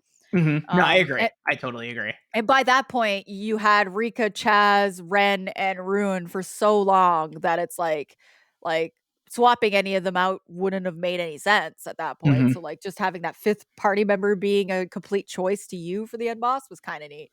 I thought Han was just gonna come in at like level 15, and I was like, okay, you're just gonna be like Seth to me and just die and then stay Wow. dead. But Polly hates Han. Confirmed. okay, I don't hate Han. Han just could have been better in so many ways. He was doing his best, you know? Well, sometimes your best isn't good enough. Anyway. Damn. Yo, y'all heard it here first. Polly is ruthless. Y'all think I am ruthless when it comes to like random characters and not using those characters? Polly just showed her true colors there. If Oh you're my not goodness. useful in her party, If I could have had a choice to have all my ladies, I would have had all them. I liked Alice. I liked oh, what's her name? The green-haired one. Starts with a D. It's gonna be driving me nuts. I would just had all the ladies and like Ren. Like even just get rid of Chaz. Just get rid of yo, Chaz. I'll just keep Ren with my but giant Rune bazooka was gun. so OP. Oh yeah, so like I hate on like I didn't like Ruin's personality. Ruin's personality kind of clashed a little bit with Yeah, but he was still OP. He was OP, yeah. He had some really OP spells, and then I kind of came up with this thing. I don't know if this is a thing, but I decided that he was just going to be my magic user. So That's the I same. just stuck him with a bunch of shields, no weapon. I Yep. just had him do magic the whole time. Yep. That's I did the same and thing. and I did the same thing with Raja, only for heals. So, like, I Yep. had him where he would, like, boost the party's defense or something like that instead of attack, or do one of his magic moves as an attack rather than actually and then put a bunch of shields on them. Because you can Mm-hmm. equip 2 shields. And I always thought, like, at the beginning of the game, I'm like, "Why would you ever go into battle with 2 shields at the start?" I'm like, Why is See, this it's a thing you can funny because do?" I immediately saw it and was like, oh, I need to equip anybody that's not attacking with multiple shields. Yeah. Like, I so immediately recognized that as like, oh shit, they're giving me the ability to just like yeah. Which buff my normally games don't mage do that. defenses. Most games don't do that. Nope. Like, so, like, it makes you have some kind of a weapon or no weapon at all, but this game literally let you have 2 shields. So as soon as you get, not the first time, because Rune's really OP when you first get him, and then he leaves, and then he comes back, and then he's Mm-hmm. kinda, like, not OP anymore because he's not super high level anymore. But when he comes back the second time, I was like, "You're just gonna be my magic user. That's what you're gonna be." And like stuck him with a bunch of shields and just had him doing magic the whole game. And then when we got Raja, I was like, "Oh, even better." I'm like, "You were just gonna be a magic user too," and stuck him with a bunch of shields. And I'm like, now I see why this mechanic makes sense. Yeah. Um, but, like, like, little things like that, now that I'm talking about it with you, is, like, it set this game apart from a lot of JRPGs for me, It's is because unique. it's This very game is unique, yeah. definitely unique. I totally agree there. Like, I don't know if that was, like, something they planned to do in the game, or if it was just something where they had forgotten you could accidentally click 2 shields, but it certainly made Rune less squishy. Rune and Mm-hmm. Raja, were less squishy with the double shields. They were at least, like, similar defense as the rest of your party. So I was like, "Okay, I'm just gonna keep this strategy up for the whole game," and I'm like, "It's great that you actually did the same thing because Oh I yeah. was like, No, I saw it and I had to. I was just like, especially because early on, like the characters were just like, especially I did that with, I think I did it with Han too at first because he was "Oh, kind of that would've been useless. smart." I He was kind never of actually useless too. Yeah, Like, I never oh, he might have been like, because he died a lot right at the start of the game for me kind of thing, it's so so funny. The character that died the most for me was Chaz. Oh, no. Yeah, he was like Did lower you make level him the than, main, like, the leader all the time? no, he wasn't. Oh. He Because wasn't the I always lead. thought that I had this Ren was theory my, that the and that was the Oh, thing. okay. Once I realized that, like, okay, Chaz is dying a ton, I made Ren the leader because I was like, well, at least he'll stay alive. Yeah. And so I made Ren the leader. Chaz died, and it was probably a domino effect, right? Like it probably was a lot of cause and effect. Like Chaz died in a few different boss fights. Oh, Like okay. the boss fight where you have to use the one that you got stuck at, you said. The one that you had to use the rod or whatever to break down the shield. Oh, yeah, because I didn't realize you had to do that. Yeah. I was dumb about that. So that fight, Chaz died. And that was like Oh, 70,000 okay. experience that he didn't Oh, get. no. Yeah, okay. So So you just eventually made the him levels, under-leveled for, like, the rest of the game for yeah, you, basically. that's Okay. from that point on. Yeah, the cycle. Yep, exactly. Um Yeah, the so Psycho one, yeah. after that, I was like, "Oh, okay. I guess I'm just winging it." And yeah, that was the thing. Um Yeah, I had one of these things where, like, I didn't realize when I was in that fight against Zio, I didn't realize like, I thought they were gonna do it automatically. I didn't realize I had to go into my inventory and use it.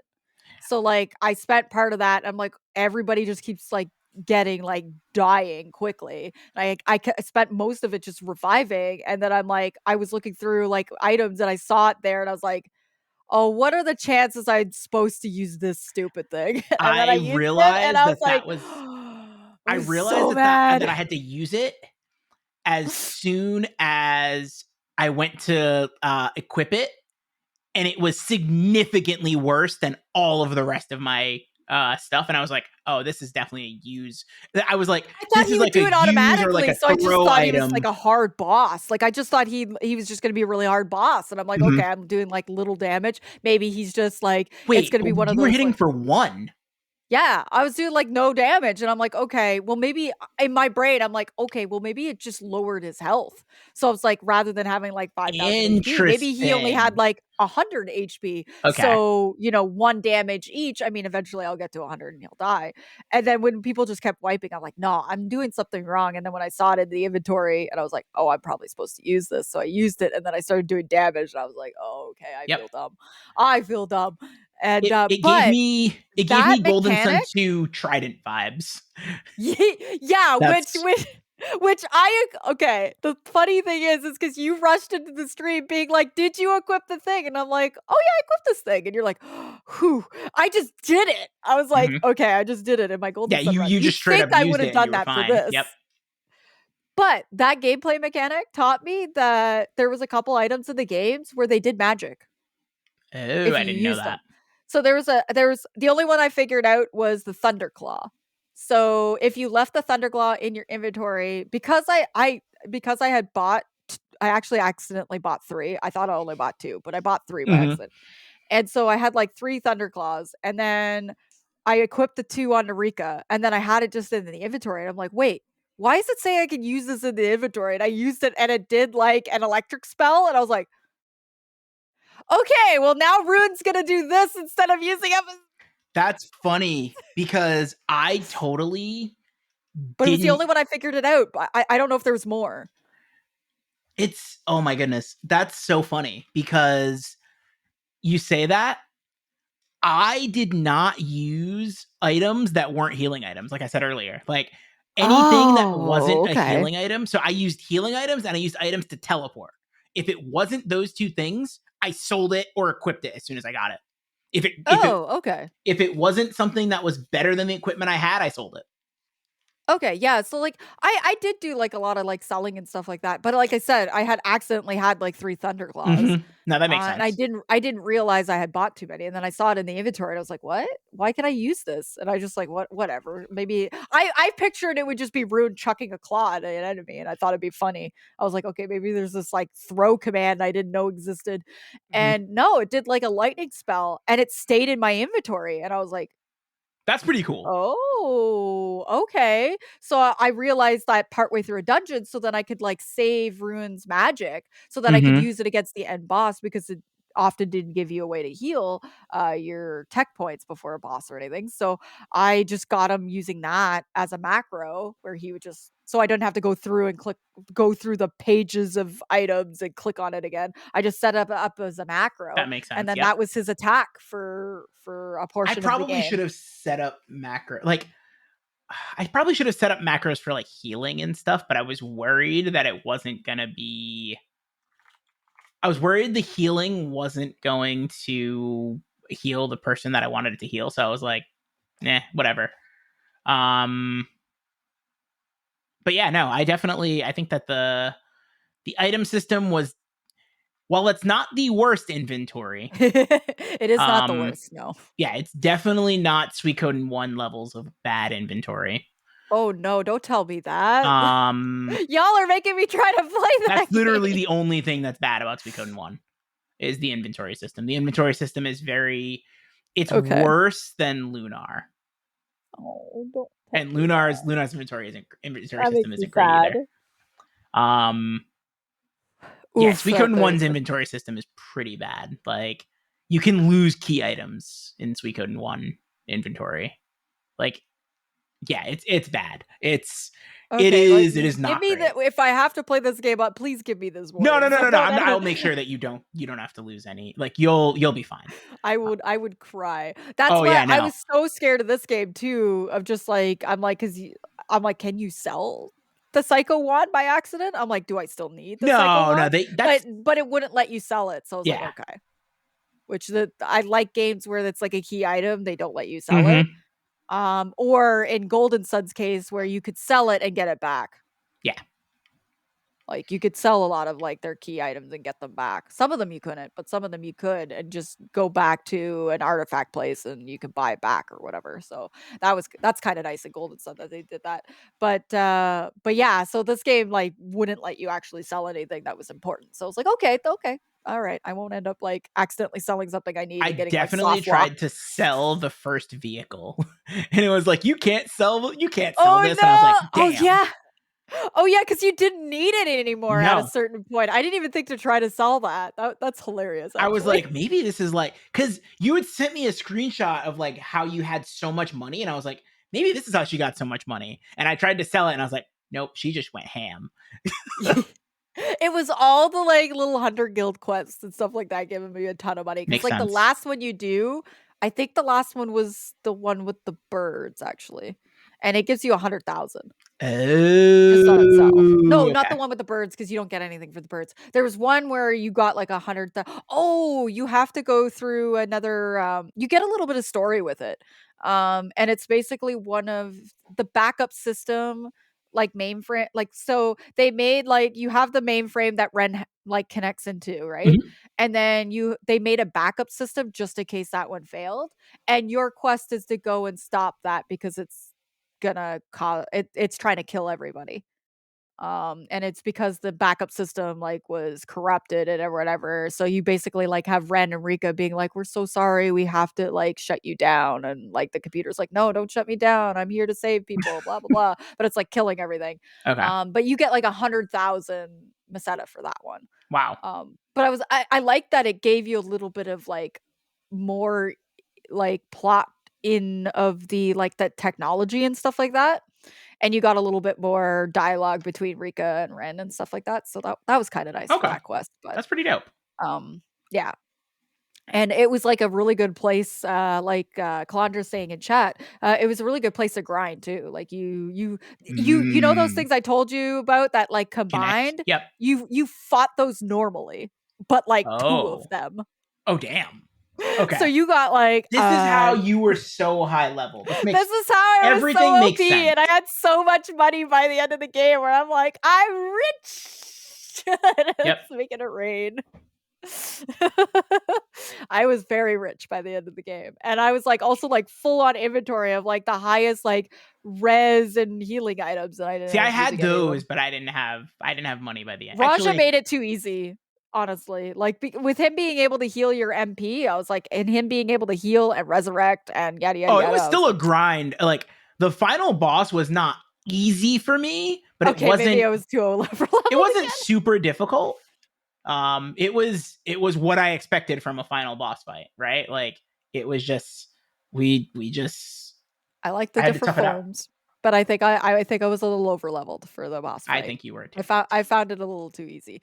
But that's my problem sometimes with JRPGs. I get too over leveled for the end boss. It happened in like a lot of my RPG playthroughs, like Final Fantasy VII. I was way too over leveled with Sephiroth. I didn't even use Knights of the Round against him. I was just way too over leveled for Sephiroth. Um, like there's a few of them where I just ended up too over leveled, and I'm like, okay.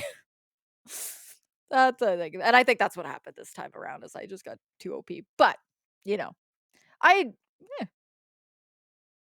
Was there anything else in the game I wanted to mention? I there's nothing else that I wanted to mention. I wanted to ask you a question. Oh, yeah, okay. Would you do it again? I Um, told you I was going to ask you this question. I even you asked were you before we started recording. yeah, you did warn me about this question. Um,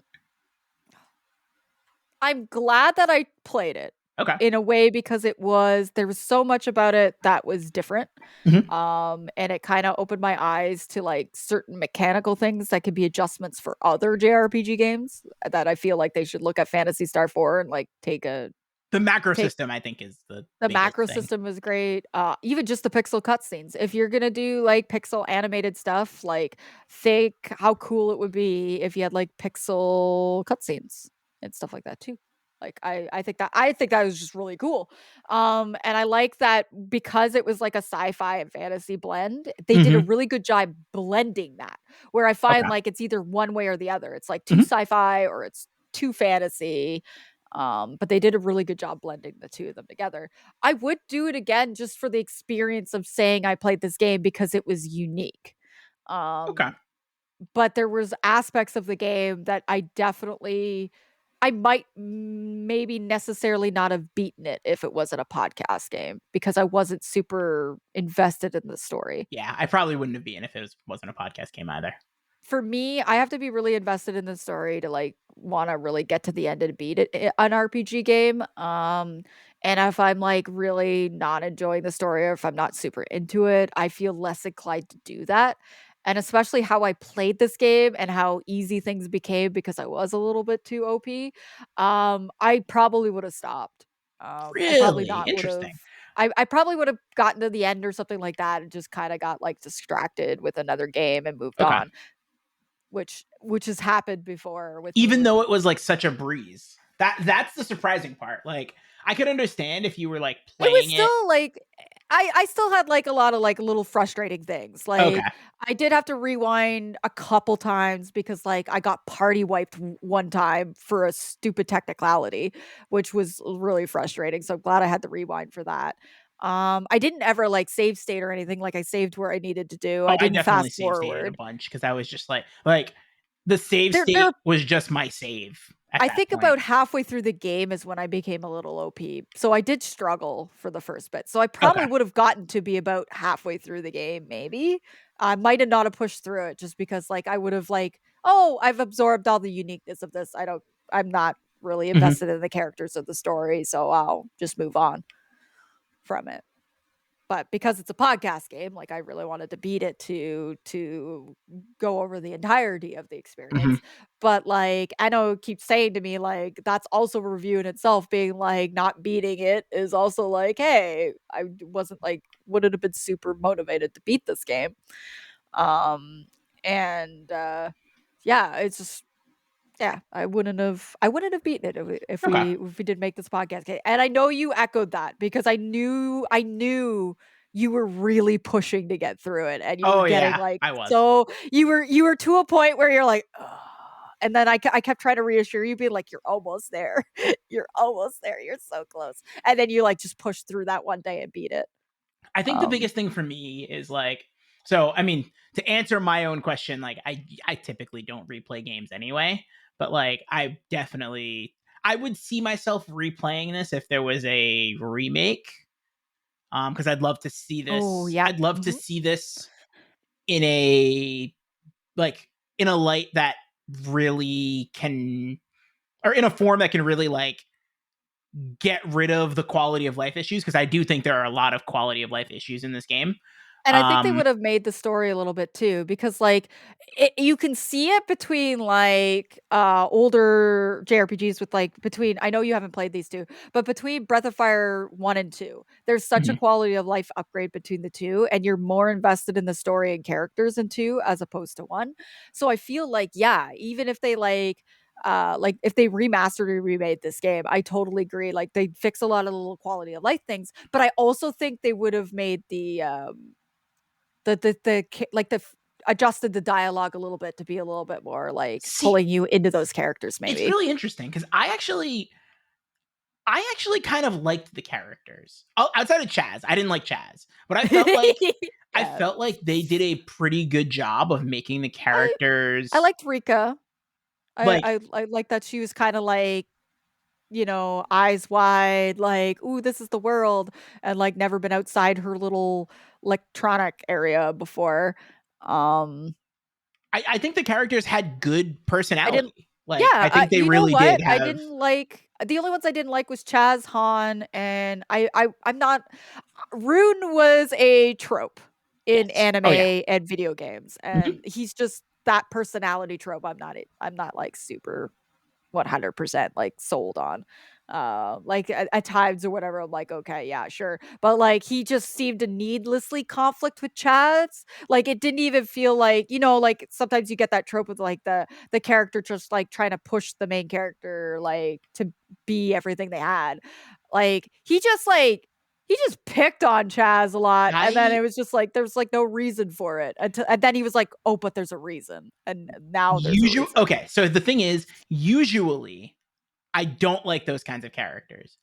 But because of the plot twist, which was kind of obvious at a certain point, because of the plot twist surrounding Rune, I was like, oh, there's at least a reason why Yeah, he's that's true. doing Yeah. what he's doing, because it's almost like feeling him out and like trying to sort of like push him by being so combative and being like attacking him and things. So I was like, Okay, okay, I see what I you can mean. get Yeah, behind that. So yeah, I personally like I this liked all the is women. All the female characters or all the lady characters in this game were like I liked them all. yeah. I liked Alice. I love that like her The sacrificing fact that they herself. kill it still bothers me. Like It kill does. off Chaz or Han, please. That would have been See, like you if agree. you just Thank take you. those two characters out, if you take Chaz and Han out of the party and then give this a story with more depth, Yes. Oh, you you know have a what? That's fucking the problem. and Oh, get rid of the quality of life issues. You have yes. a fucking like top tier RPG. Especially with Alice as the main character because you get that strong woman lead and that's like she's quirky, she's fun. Like you have like this weird like she's giving googly eyes a little bit to Rune. You got that Did love-hate you relationship going on.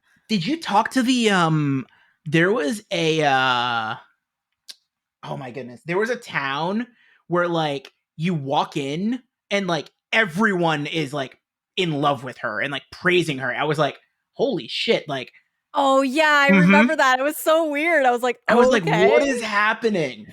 It was so weird. And then like the one like guy like runs away Yep, yep, because he at the tries front to of the town. confess Yep. his love. Yep. Yeah. See, like you're 100% right. What if we just take Chaz and Han and trade them for Alice? And then we've got the perfect team. You got Alice, you got Ren, you got Rune, you got Rika, and you got Raja. There we go. We're good. It's a perfect team. Like, come on. Like, we just get rid of Chaz and Han. We don't need them. And I mean Seth too. Well, I Yeah. mean Seth ended up not being a party member anyway.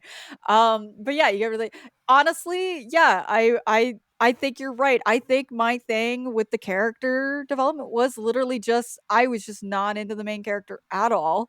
Didn't like Han. Um Grizz, I think, or Grace or whatever his name is. I feel like they kind of did him a dirty. They kind of pulled an Amarant with him. Like I feel like Amarant, where I feel like if he would have just gotten a little bit more, he would have been a favorite for me. Or maybe like a Freya or whatever, however you want to explain it in Final Fantasy 9. There's a few characters in Final Fantasy 9 where they kind of just like, and you're done. Uh, You mean all of them that aren't a select few? yeah, I mean, like that's fair. That's fair. But I feel like Grizz would have been a little bit more engaging. I mean, the blue-haired lady. I mean, I don't even remember her name. I feel really bad because I was like, she was kind of in and out of your party so quickly that I was just like, you like save her from the tree overgrown tree plant things. And I was like, okay, this is interesting. And I thought they were kind of setting up maybe a Chaz and her sort of scenario. And then she's just like pieces out of your party. I'm like, okay, bye. I was like, all right, bye, I guess. So like I didn't get enough. I guess my gripe with her is I didn't get like too much of her. And I was just kind of like, okay. And then apparently it was Chaz and Rika all along. I'm like, what the hell? Where did this happen? I played this game from start to finish. Where was the Chaz? There was one moment where Yeah, it Chaz is was feeling hinted at a bad. little bit. It was on the Yeah. rooftop where he's like feeling bad, and she's just like there, and she's like, "Yep," and then she starts crying, and he's like, "Oh, Rika," and I'm like, "Why is she crying?" Like, excuse me. It's his like person who died. Excuse me, lady. But like, yeah, they hinted at it a little bit there, but Mhm. at the same time, I'm just kind of like, okay. Okay, sure. Why not? Okay. Where does this game fall? What is let me get some rankings. Let me All get some right, ratings so for we're it. so so we're doing ratings. You Yeah. you don't want to go first? Nope. I'm gonna let you go You first. no, you sure? I I'm mean, positive. it's damn it. I Because I forgot. want a definitive answer from you. So Shit. that way when I give my definitive answer, you can't just be like, "Oh yeah, well I'm in between this and this." Like, Okay, okay, calling me out, Mister. Oh my goodness, you're mean. Okay, this one's tricky for me to rate okay, because, like, I would say uniqueness and a lot of stuff, it's like, 7 or 8 out of 10. But the glitches and the story not being super pulling through and the fact that I wouldn't beat the game pulls it way back down. hmm So it's tough for me. Um I think it's pretty well a similar. Oh, I'm gonna. I feel really bad because like there's just now that I'm like look like there's a lot of little bits of this game that are really really good, and like I hate to be like this is a lower scored game for me, but it's just because a lot of the quality of life upgrades do kind of stack. And again, I was very truthful. I would not have beaten this game had it not have been a podcast. I probably would have put it down and played something else. And so, oh, this one's hard to rate. 'Cause, like, I think it would have gotten the same rating if I would have, like, played Kodelka and never knew it connected to Shadow Hearts. Because it's like, Kodelka was another game where it was like, there was a lot of uniqueness to this game, but a lot of my pull for it is because it ties into Shadow Hearts, and Shadow Hearts wouldn't exist without it. Whereas Phantasy Star 4, like, is a similar kinda lower. yeah, because I think, Mm, and this was said like this is a standalone game, yeah, but there's like references and things if you play the other ones, so I can understand that. and I was kinda lying with KJ too about the music, like, they're like, I feel real bad saying this, but, like, the OST didn't really do anything for me. There was, like, a couple tracks that I was like, "Okay." Okay, there was a feature of the game that I thought was really interesting that you could listen to the whole soundtrack at the title screen. I thought that was really cool. I don't know if I hit that like, stumbled across that on accident or if you noticed that, but at the title screen for the game, you could actually listen to the soundtrack, like, the whole soundtrack, each individual track, which I'm like, I wish more games would do that. And, like, give you the name of the track too, so that, like, if you're, like, looking it up or stuff like that, you know the specific track that you like. But I wasn't, like, super engaged with the music either. Like, this is like, oh, this is painful because I'm like, this is like a 5.5, maybe oh, no, I can't even, like, give it a 6, I don't think, because it's just maybe a 6? Like, I 5.5, mean, 6? that's my Maybe? that's my answer. Definitively, I would say 6 because the quality, like Yeah. for me, quality of life is really important. And if Yeah, you and it fix the quality of life things, I think this game is like an 8. you know what? I can agree with that. So that's why I'm hesitating, right? Like 5.5, 6 for me because you're right. Because it's like it the quality of life stuff brings it down. Yeah. The story kind of be boring also doesn't get me hooked into it. And there's so much of this game that are like fun, quirky things that I'm like, yeah, I think if they would fix a lot of like the little glitches that we said, a lot of the problems and stuff with it, and maybe fix up the story just a little bit.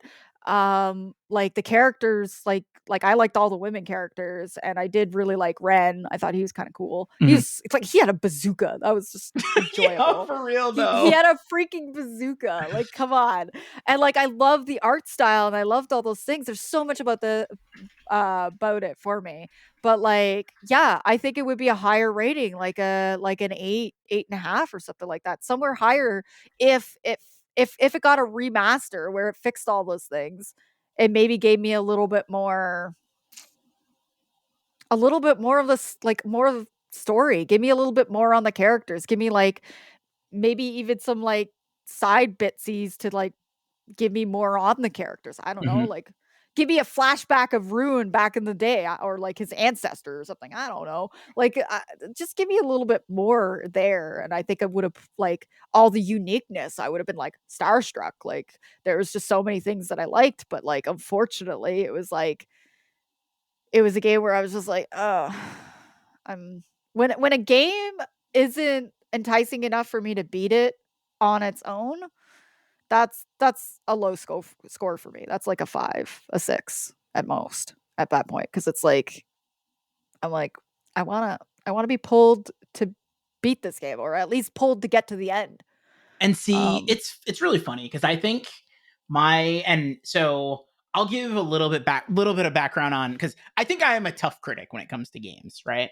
Like it's funny yeah. because I have some conversations with some people that are they're like, every time I come into your stream, you're playing a new game and you're like, yo, I love this game, like this game's so good, blah blah blah.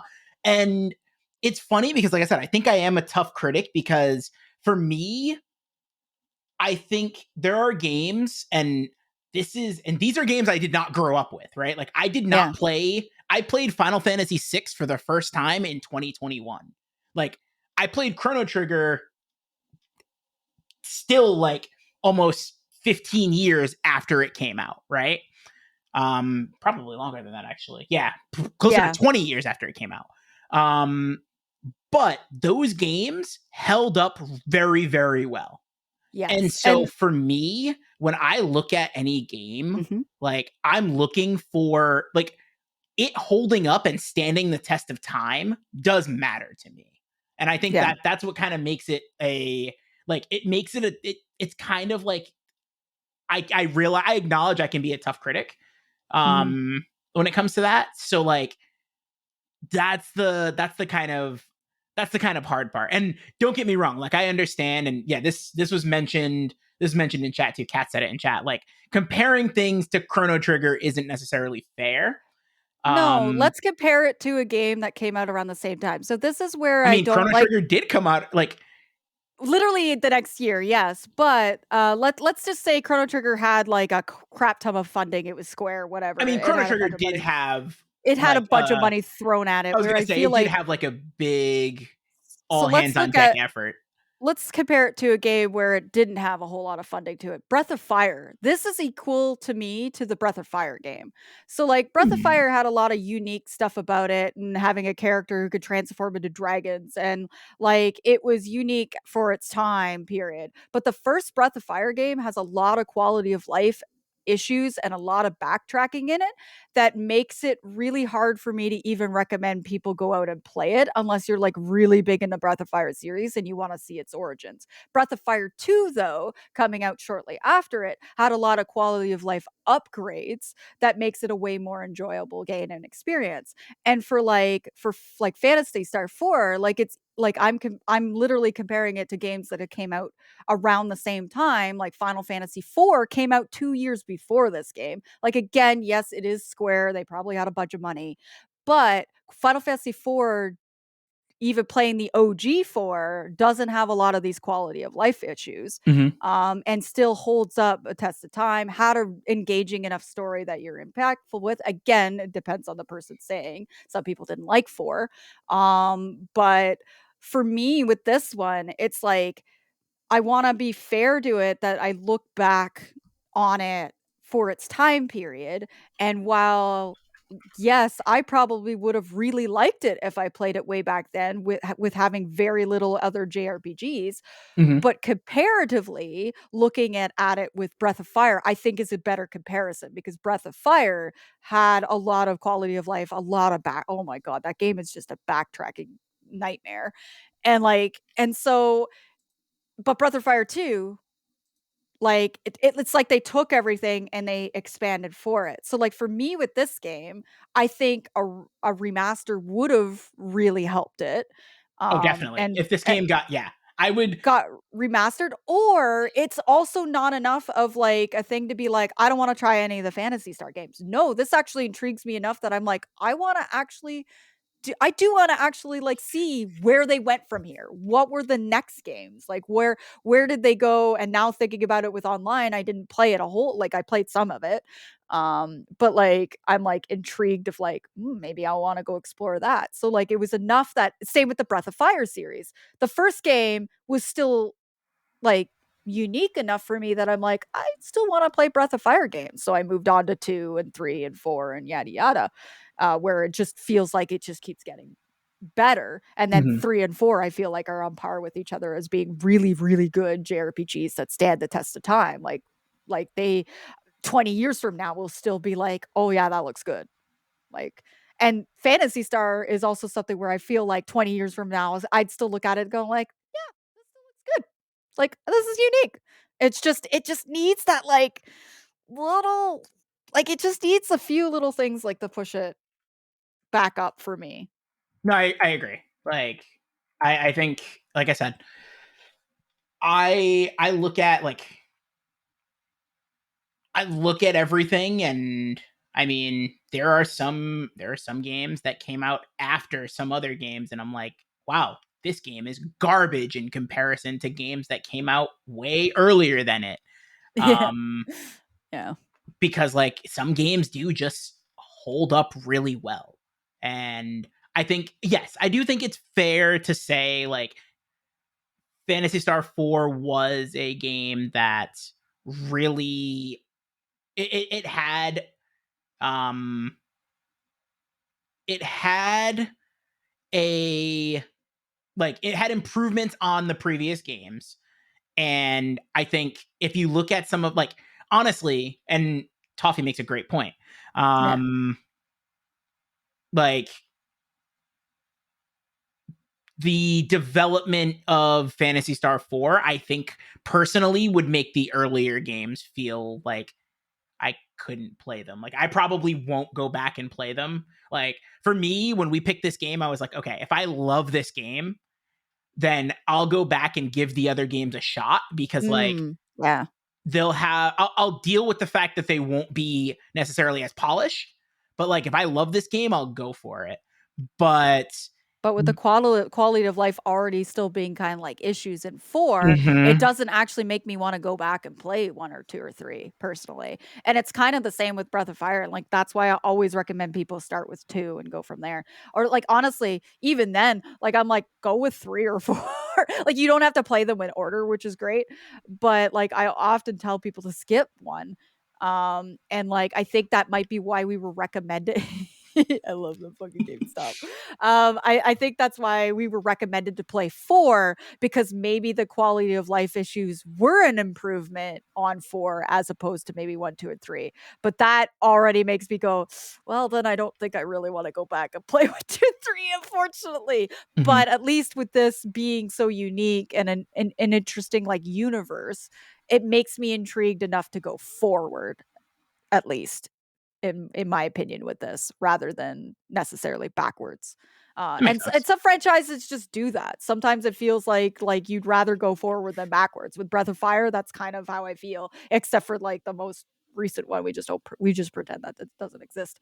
But like some franchises like you feel like okay like this just brings you forward. Sometimes it's like oh this was really good, I want to see where its origins come from, and maybe the quality of life drops a bit but it's still that unique world that you're like okay like I'm captivated by this enough of it. And that's where I say like that's when you go back to Breath of Fire 1. If you're like if you really love 2 3 and 4, just seeing where it started is just interesting for your brain to be like, okay, this is how they started and this is where they got to.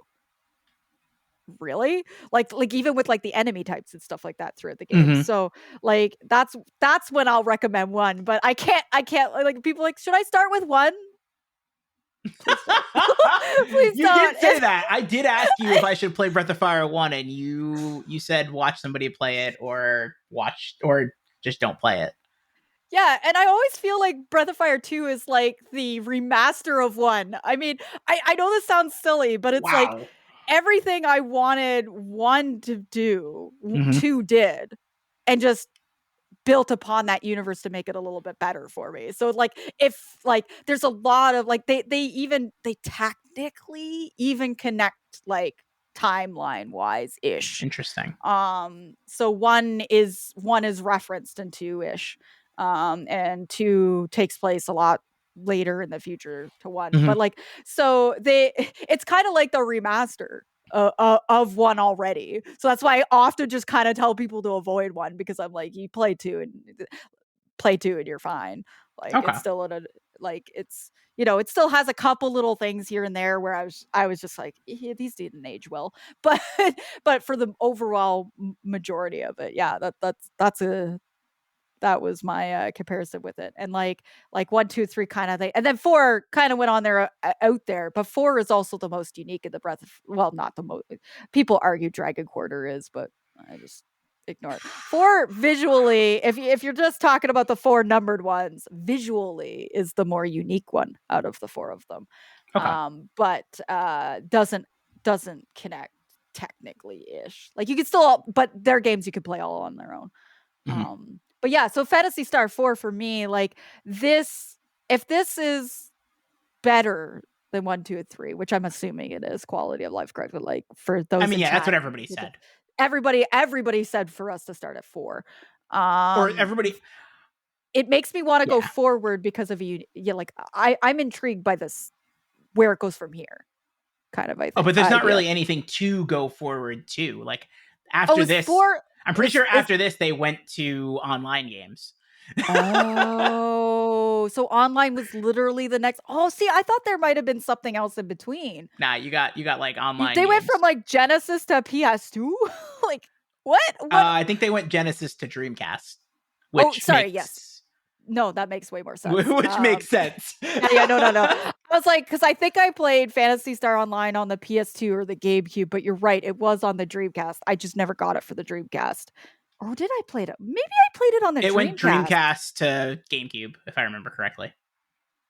I think I played it on Dreamcast. Now that I'm thinking about it, which makes sense going from Genesis to Dreamcast.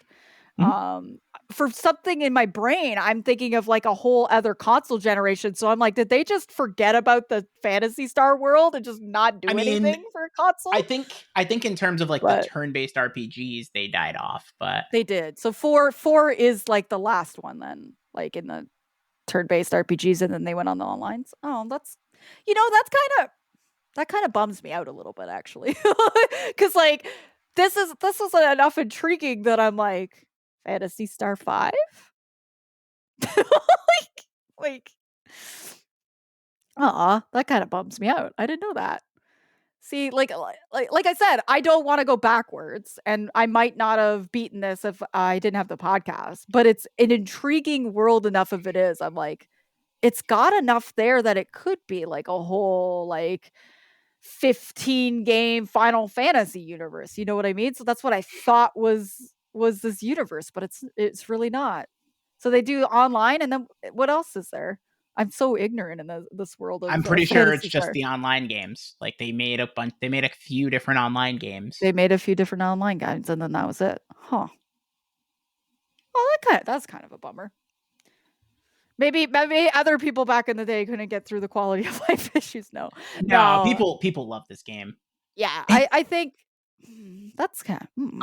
It's also really funny, and I think there's going to be some people in chat that I mean, I think some people are going to agree, some people are going to disagree, but like I look at these games and then I look at something, and yes, they're different types of RPGs, but like I look at these games and then I look at the Shining Force games, and that's kind of like my comparison of like, do these hold up? How do these feel?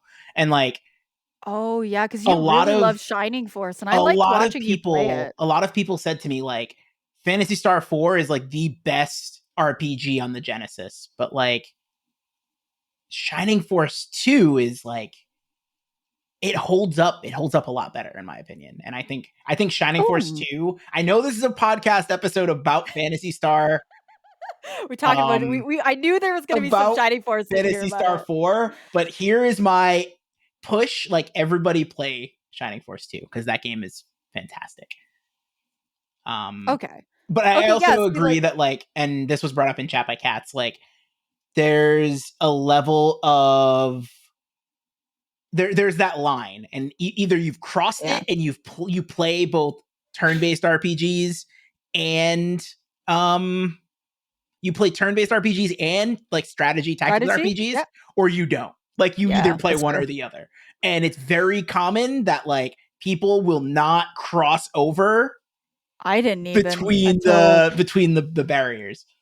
I played that one bad Fire Emblem game, which everybody like you keep telling me like you literally played the worst one, and I'm like, okay, that's great because I played Fates, and then I never really touched tactics games ever again because I just kept comparing it to being bored in that game, and so we played Tactics Ogre Reborn, and it was like this whole world like opened up, and I was like, wow, this is beautiful. I love this. I want to play more tactics games.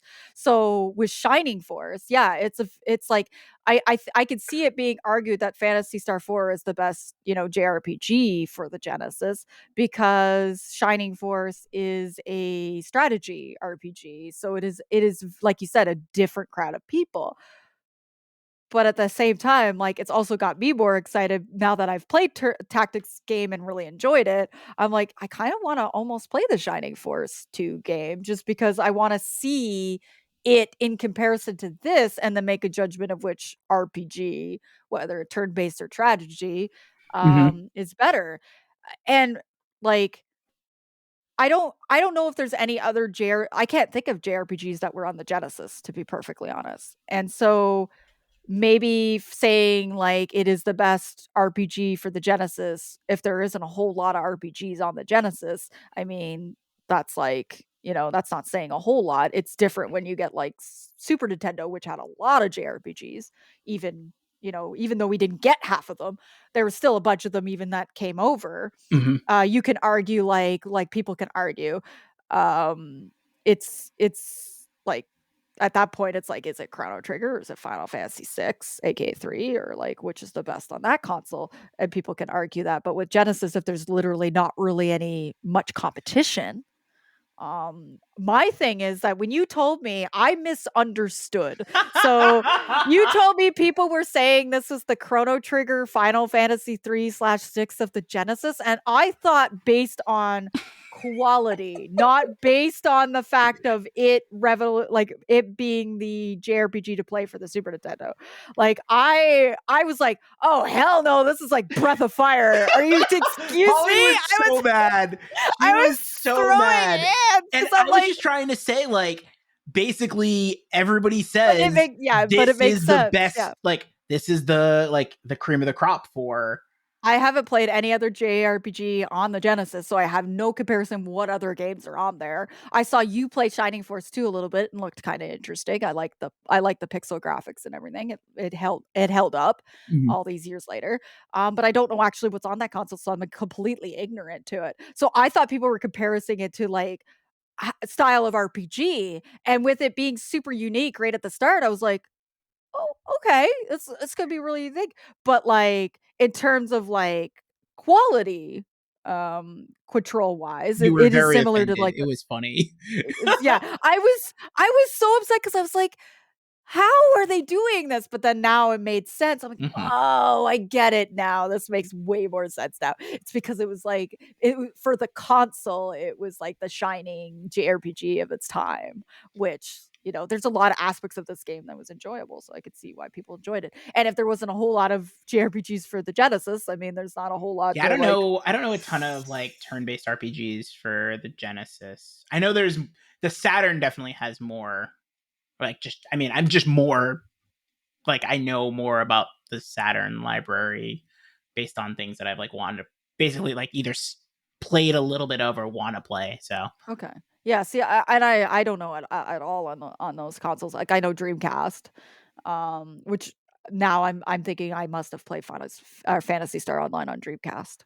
I must have because when I borrowed the GameCube from my friend, I only really played Batten Kaitos. I played Batten Kaitos. I played Twilight Princess. So, like, yeah, I think I played Phantasy Star Online on the Dreamcast. So, Dreamcast, yeah, I'm like, okay, like I know RPGs that were on it, like Skies of Arcadia, and even though I didn't get to play it, like, poor. My family kind of hit like a rut right when the Dreamcast came out, so we didn't get very many games for it. we rented a um, lot of games for the Dreamcast. what's that? I said we rented a lot of games for the Dreamcast. We didn't buy them. Yeah, and for us, like, at that portion of the time, like, even renting games was a little bit Makes rough, sense. like, yeah, my dad had lost his job, and it was a big ordeal. Anyway, but, yeah, so, like, for that console, like, I could think of a whole whack of JRPGs, but I can't think of really any for Saturn or Genesis. I haven't like researched into it, so I can't say if like there's other ones that could even like compete with it. Mhm. As whereas like Super Nintendo, there's a lot of JRPGs. Like there's the Breath of Fire series, there's the Final Fantasy series, there's the Secret of Mana, there's Chrono Trigger, there's so Star many different Ocean. There's Star Ocean 1. There's so many JRPGs that were on the Super Nintendo that Tales of Fantasia that like it gives saying like Chrono Trigger or Final Fantasy 3 for people are is like the best. It gives it that little bit more of a like yeah, because it had all this competition and giving that thing. But like, I really literally don't know what's on the Genesis. So I feel a little ignorant there. Like, it's making me after this podcast want to like research what other JRPGs and stuff like that were there for the Mhm. Genesis era. And like, I mean, maybe this is the best of it. But yeah, it's yeah. I think this is one of the games where I wish they would like pick it up and remaster it. I really wish they would and not lose the art style of it all. Yeah, no, I agree. This could definitely, yeah, I think that this could definitely this would get significantly better if the quality of life things weren't there. And I think that the Yeah. quality, like, I think what it ends up coming out to be is that the quality of life issues that it had were probably because it didn't necessarily have all of the best people on, like, all of the best people Yeah. on the project and stuff like that. Like, And maybe it not didn't even have necessarily the competition either for the console. it didn't have So, yeah, it didn't have Square's hands on, like, let's be yeah. real, in the 90s, in the especially around that time, it didn't have Square's hands on it, so it wasn't as powerful as a game, Yeah. right? Like, that's really, like, That's that why I was the feel like it's Square, more like, golden accurate to era. compare it to, like, Breath of Fire 1 or 2, because it's like Square kinda was like, it's unfair to compare JRPG games back then to a Square game because Square was it was a giant back then. Mhm. They are a big reason why we have the JRPG industry that we do, because they had so much funding into it and had their hands and like they had the Dragon Warrior games too. I always forget about that. Or no, that's NX, but That's still, yeah. but, like, at the same time, it's like, it's really unfair to compare, like, I don't want people going in, like that's why I was, like, throwing hands initially because I'm like, I don't want people to be comparing Chrono Trigger and Final Fantasy 3 to Phantasy Star 4. I think that's really unfair because it's like, it's 2 very different developments. I think Breath of Fire would make a way better comparison, even if you say, well, with the Genesis, they didn't really have any competition, but comparably game wise, it's more like a Breath of Fire game than like those sort of things. And for people who are big fans of the Breath of Fire series, they can put up with one's quality of life downgrades Because they can play 2, 3, and 4. because they could play 2, 3, and 4. And I feel like with Phantasy Star 4, it's like it was almost defeating hearing that there's nothing but the online I games thought that you aspect. knew that there was nothing else. I didn't Oh, have any no. idea. Like it was a little Chat, defeating we there. we definitely deflated Polly. You broke Yeah, Polly. we deflated Polly's Polly sad. here. I'm sad, but like at the same time, I wish that I don't know what company made this, but I wish they would go back and remaster it to bring it back a little bit of life into it. Like, yeah, extra folly, yeah, little sad because it's like I said, like at least with Breath of Fire, I have like 2, 3, and 4. Like it continues on, it just got better and better and better, in my Mhm. opinion. Like, and I completely agree with Cats being like, don't compare it to like Chrono Trigger, don't compare it to Final Fantasy 3. A lot of like you can't because Square was a giant back there. They were like the AAA billion-dollar company, but back then for JRPGs. Mhm. Like they were able to put a lot of hands on deck. They were allowed to like they had the money to bring in composers that made beautiful music. Nobuo Uematsu, I'm looking at you. Like, like they had this kind of money, or Yasunori Mitsuda and stuff like that, that they could like put into the game and really get their idea out. And like Phantasy Star 4, I think even just like having a little bit of extra of that funding might have made adjusted the quality of life upgrades and Mhm. stuff like that to it. It might have been like a really strong contender for me. It might have been a Breath of Fire 2 or 3 or something like that for me rather than a Breath of Fire 1 for me. But it kind of made me sad to hear that they didn't think. But again, I guess it makes sense for that time period. They went into the online world because like it was hard to compete with Square. And especially with Square merged with Enix for a while there, it was kind of a little dicey. But then when PlayStation came and they made it open source and everybody can develop on the console, like they were just a big stab to Nintendo for that. Like it just all of a sudden, all these companies got their shot, and there were so many. I think another thing Like that really is important to highlight is like this is Sega that we're talking about. So that's true. like Yeah, Sega Sega Sega already had wasn't some. necessarily in the RPG No, they had like more like the business, like platformy kind of it's like realm of solely, things. right? Like I think Sega had It's its like hands in looking a at it lot like of with things. Sony, where Sony did a Legend of Dragoon, where it was just kind of like Sony did like I mean like other like Sony didn't so Sony did do No, RPGs. they had their like action adventure platform, like 3D platformer type games, and that was Yeah, they didn't effectively what they have like a had. JRPG. So like Sega having this like Fantasy Star game that was a JRPG, like kind of breaking the molds like that is really interesting to me because it's just like, oh, because there's a lot about this that was very interesting, in my opinion. But like when I think of the Genesis and the Saturn, and I'm sure a lot of people think this way, which is unfortunate because this game just will continue to get buried, I think, as a result. When you think of those consoles, you think of Sonic, you think of like platforming games, you think of fighting games. You don't think of JRPG. I don't think of JRPGs when I think of Sega until the Dreamcast. Man, when I think of the Dreamcast, I think fighting games. That's just me though. Oh, I really? Okay, immediately maybe you say the Dreamcast and my head immediately goes to the laundry list of fighting games on the I wasn't like big into fighting games, so maybe that's like a thing because I had the PlayStation and the Dreamcast, right? So like my PlayStation library was like random ass games. Like I had like I was in love with Twisted Metal. Like that was just a random ass that's so game I played. random, but I also played a lot of Twisted Metal. Yeah, like or I love Jumping Flash, which is a ridiculous robotic bunny platformer game, which I think you would actually really hate. Now that I'm thinking about it, That sounds like hell. That I think sounds that's hell to you. that But sounds like, almost as much hell as the barrel. you've really had to wait. You needed to find a little moment to slide in the barrel. We've been talking about Sonic and like it just made That's sense. that's fair. That's fair. Yeah. So That's like actually why I grabbed the shirt. I was I like, think of "Oh, PlayStation as JRPGs, and then when we had the Dreamcast, we just got more JRPGs for it. I To don't be really perfectly think honest.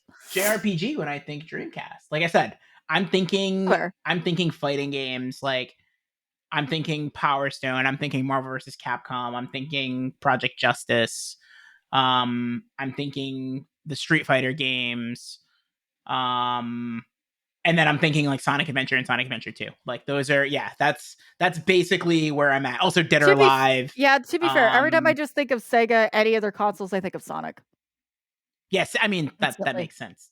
Even though I don't even play it. So even though I'm not like a Sonic gamer. Um I instantly just think about that. So like but when I think of like when I think of like Super Nintendo, I think of a mix of like JRPG and platformer because that's what I played. Oh, that's really interesting because if you say Super Nintendo, like I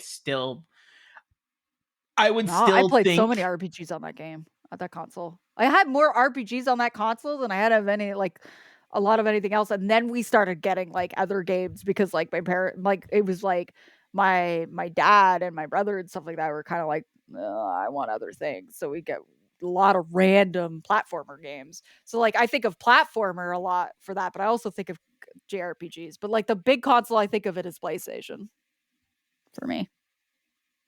PlayStation to PlayStation 2 is just the ones that come to mind for the most. But like, yeah, so like when I think of Genesis and like Saturn and stuff like that, I don't think of it. But maybe there's a bunch of treasure troves on those consoles that we just haven't like looked into. Yeah, that's actually really funny. It's really funny when you think about it too, because like there are quite a few PlayStation games that That came out on actually Dreamcast. weren't even, no, not even Dreamcast, were like older Sega games. Like, Oh yeah, so yeah, Sega Lunar came out CD. on Sega consoles first. I believe Suikoden came out either at the same time or came I out, think so, yeah. it might have been, it definitely came out on a Sega console. Um Grandia, Grandia as Grandia 1 well. and Yep. 2 Yeah, so there were were on definitely Sega like consoles Sega's first. definitely had its hands in That's what I mean. So uh that's why I was trying to say with Dreamcast for me, but it's because like by the time I got to the Dreamcast console, mhm, I had a type of game I liked. It was JRPGs and survival horrors, and I can't think of any for Dreamcast that ended up going on to. So I ended up like just getting RPG games for the mhm, Dreamcast. But I know a lot of people don't think that way because they might not have been exposed to JRPGs and stuff like that much until PlayStation. And like Dark saying in chat, a lot of people didn't realize Lunar mhm. was on a Sega console before it was on PlayStation. Yeah, Suikoden came out on the PS1 first. Suikoden came Oh, out okay. Suikoden came out on the PS1 first, and then it came out on the Saturn, but it was only in Japan.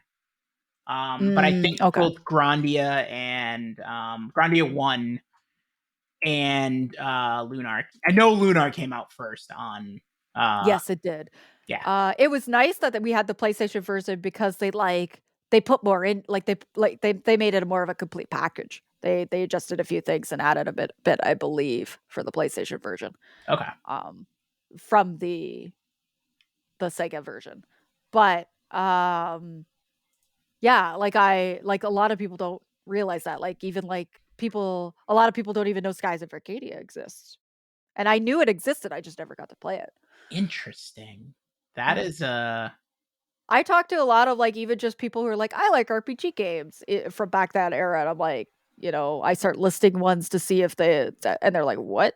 oh man, you're about to get me to go on a rant. Polly is trying to get me to go on a rant. I'm sorry. Maybe we should. Maybe Trying we to get should. me to go on a rant. I'm Oh my sorry. goodness. I have been I touched on this a little bit earlier when I was talking to some people. The I mean, it wouldn't be a turn-based tangents podcast without another all tangent. right, it's happening. Okay, My with biggest thing, tangent time. my biggest thing about these games, and like I'm looking at you, Final Fantasy. Oh, here we go. Square, don't listen. Plug your ears. No, it's fine. Listen, because you've put out games that are more than just Final Fantasy. So I yeah, like I really enjoy the Final Fantasy series, and I agree that like a lot of people will compare these games. Like people will say Final Fantasy 2 sucks. People will say Final Fantasy 13 sucks. In the grand scheme of things, these are all solid games. Like all the mainline Final Fantasy games, like Mhm. in the grand scheme of things, are at least average. Okay. Yeah, it just chalks up to taste, and people's taste vary between the games. That's what I like about the Final Fantasy world. Yes. You can find a game that you generally like if you like JRPGs, you'll find one of them you drive with. Mm-hmm. And my biggest thing is that I think and I think we're getting better about this, like as a whole, but like Final Fantasy is a great gateway into RPGs. It is almost like there's no, I don't think there's really like I don't think there's any better way to say it. Like because there is a Final Fantasy game for everyone, Final Fantasy is a great gateway into RPGs. But there are so many There's so fucking many. RPGs out there that got I know. overshadowed by damn Final Fantasy games. Like, Oh my goodness, it drives me nuts. The more I play these It's games, true. the more I'm just like, wow. Like I can again, I will do this. Like I hate I've been trying to not compare games, but like the fact that the fact that there are so many people that are like, I love Final Fantasy 7 through 9, but have never touched Suikoden 2. Oh, it hurts me so much. Like, and I used to be one of those people. I used to be one of those people. But like, Yeah. And even there's people like me who had a more varying palette when I was younger. Like I did play Breath of Fire games. I did play Grandia 2. mhm. I did like get out of that like Lunar. I played Lunar way back when it first came out. Well, for the PlayStation. I ended up getting it for the PlayStation. So not when it first came out, but like when it came out to the PlayStation. And like I played Legend of Dragoon way back when it first came out. And like I was somebody way back in the day that I was a little bit more adventurous because I realized I loved storytelling in video games so much and the RPG elements of it that I was like, I really want more of these. There's gotta be more of these. And I would like I found Tales of Destiny. I found Thousand Arms, which by the way is really fucking out there. And I can't wait to throw that on stream one day because I don't think it's gonna hold up to my nostalgia, but I think it'll be hilarious. Anyway, because I don't remember much of it. But like I played a lot of those and growing up it was miserable because I would run into people and if I said an RPG game, they'd be like, oh yeah, I love Final Fantasy. I'm like, well, what other games do you like? Like what frigging Retro just said in chat. I literally grew up with that, where I started to like internalize a lot of my RPG love because people looked at me weird, and then I'd be like, "Oh yeah, I played Call of Duty last night. Let's go." Like I just wanted like so bad. Like I was tired of people looking at me like weird and stuff like that. And then the internet opened up, and my whole world opened up, and I'm able to meet people like you guys that like echo this. That there's so many other games out there than just the typical like Final Fantasy, Kingdom Hearts, Dragon Quest, Secret of Mana, Square Touch, or not Secret Mana, it's not Square Touch, but Chrono series, Square Touch things. There's so many other ones out there that unfortunately did get overshadowed and a lot of people don't know exist, and there's so many good stories, and that's why I like that we have streaming as a platform now, and that KJ and I focus a lot more on like retro RPGs or RPGs that may not necessarily be a Final Fantasy game or a Kingdom Hearts game or those things, because it just helps open people. Like my playthrough of I Am Setsuna and Tactics Ogre Reborn were like fun aspects because like so many people in chat were like, I'm gonna go get this game and I'm gonna go try it. And I'm like, do it. This game's beautiful for I Am Setsuna. And then Tactics Ogre Reborn, it was just like, oh, I want to play alongside you because I want to see your experiences for never touching this ogre series really before, except for way back on the PlayStation, but I don't remember it a whole lot. And like it's just so sad back in the day. And I wonder if Phantasy Star 4 was another one of those games that just got, because it was on a console that wasn't really like having a lot of RPG games. Maybe it got overshadowed too. And then they just kind of like put it aside and then did the online things to maybe try to be different and stand out, right? Mhm. So like I love that we have this platform and like a lot of you guys in chat who also play all kinds of things or even open to trying new ones too. Like ones Mhm. that you've never even heard of before. And like we had this podcast and literally it was recommended we play our Fantasy Star 4. And KJ and I were like, yeah, sure, whatever, let's do it. Yeah, like why not? Why not? Like, let's do it. We Like wanted to maybe play we do. something. We were like, let's play something retro. That's legit what we were like, let's play a retro game. Let's do it. That And might be a little bit shorter in mhm. time because of the in between, because we had Tactics Ogre Reborn and then we knew we wanted to both do Octopath too. But I knew I wanted to like mostly do that game off stream just because of how long and in depth Octopath was. Um and like we needed an in between game that was like short, that wouldn't have been like super long, that might have dragged into the other two, right? So but but yeah, I 100% echo what KJ is saying, and it's just really sad that back then there's just so much. And then even talking to people today that may not are not watching streamers and stuff like that, it's still a thing where it's just like, wait, what other RPGs? RPG's a Final Fantasy thing, isn't it? Yeah, There's so it's many. I'm yeah. like experiencing. I know it's a square touched game, but I know they like kind of threw it under the bus and then like pushed the people to leave, and then they've formed their own thing. But like Xenogears is another example of like a lot of people don't even know that exists. Polly bringing up Xenogears. I love this. I love this. I love this. I love this. I'm This is this game, okay? this Like is so perfect. this is like on par to like some of like my favorite Final Let's Fantasy go. games. It's Like its story, like Xenogears it's slowly climbing the list. I love it. I love to hear it. She's hooked. I'm really Xenogears fans excited. out there, we got her. We did it. Like, and then seeing you playing Wild Arms 2 just makes me even more excited to play it at some point, or the Suikoden series, because I've heard so many good There are things. Like, so many games there's that came so many out. more JRPGs for us to experience, and I'm glad that we're not only doing this, but we're also streaming as well, trying to like go outside the box and get those too. I would never have thought to play Golden Sun, and like I would have ridded Polly out of the experience of buddies, Oh and my goodness. that's a crime in itself. Listen, I like my buddies, okay?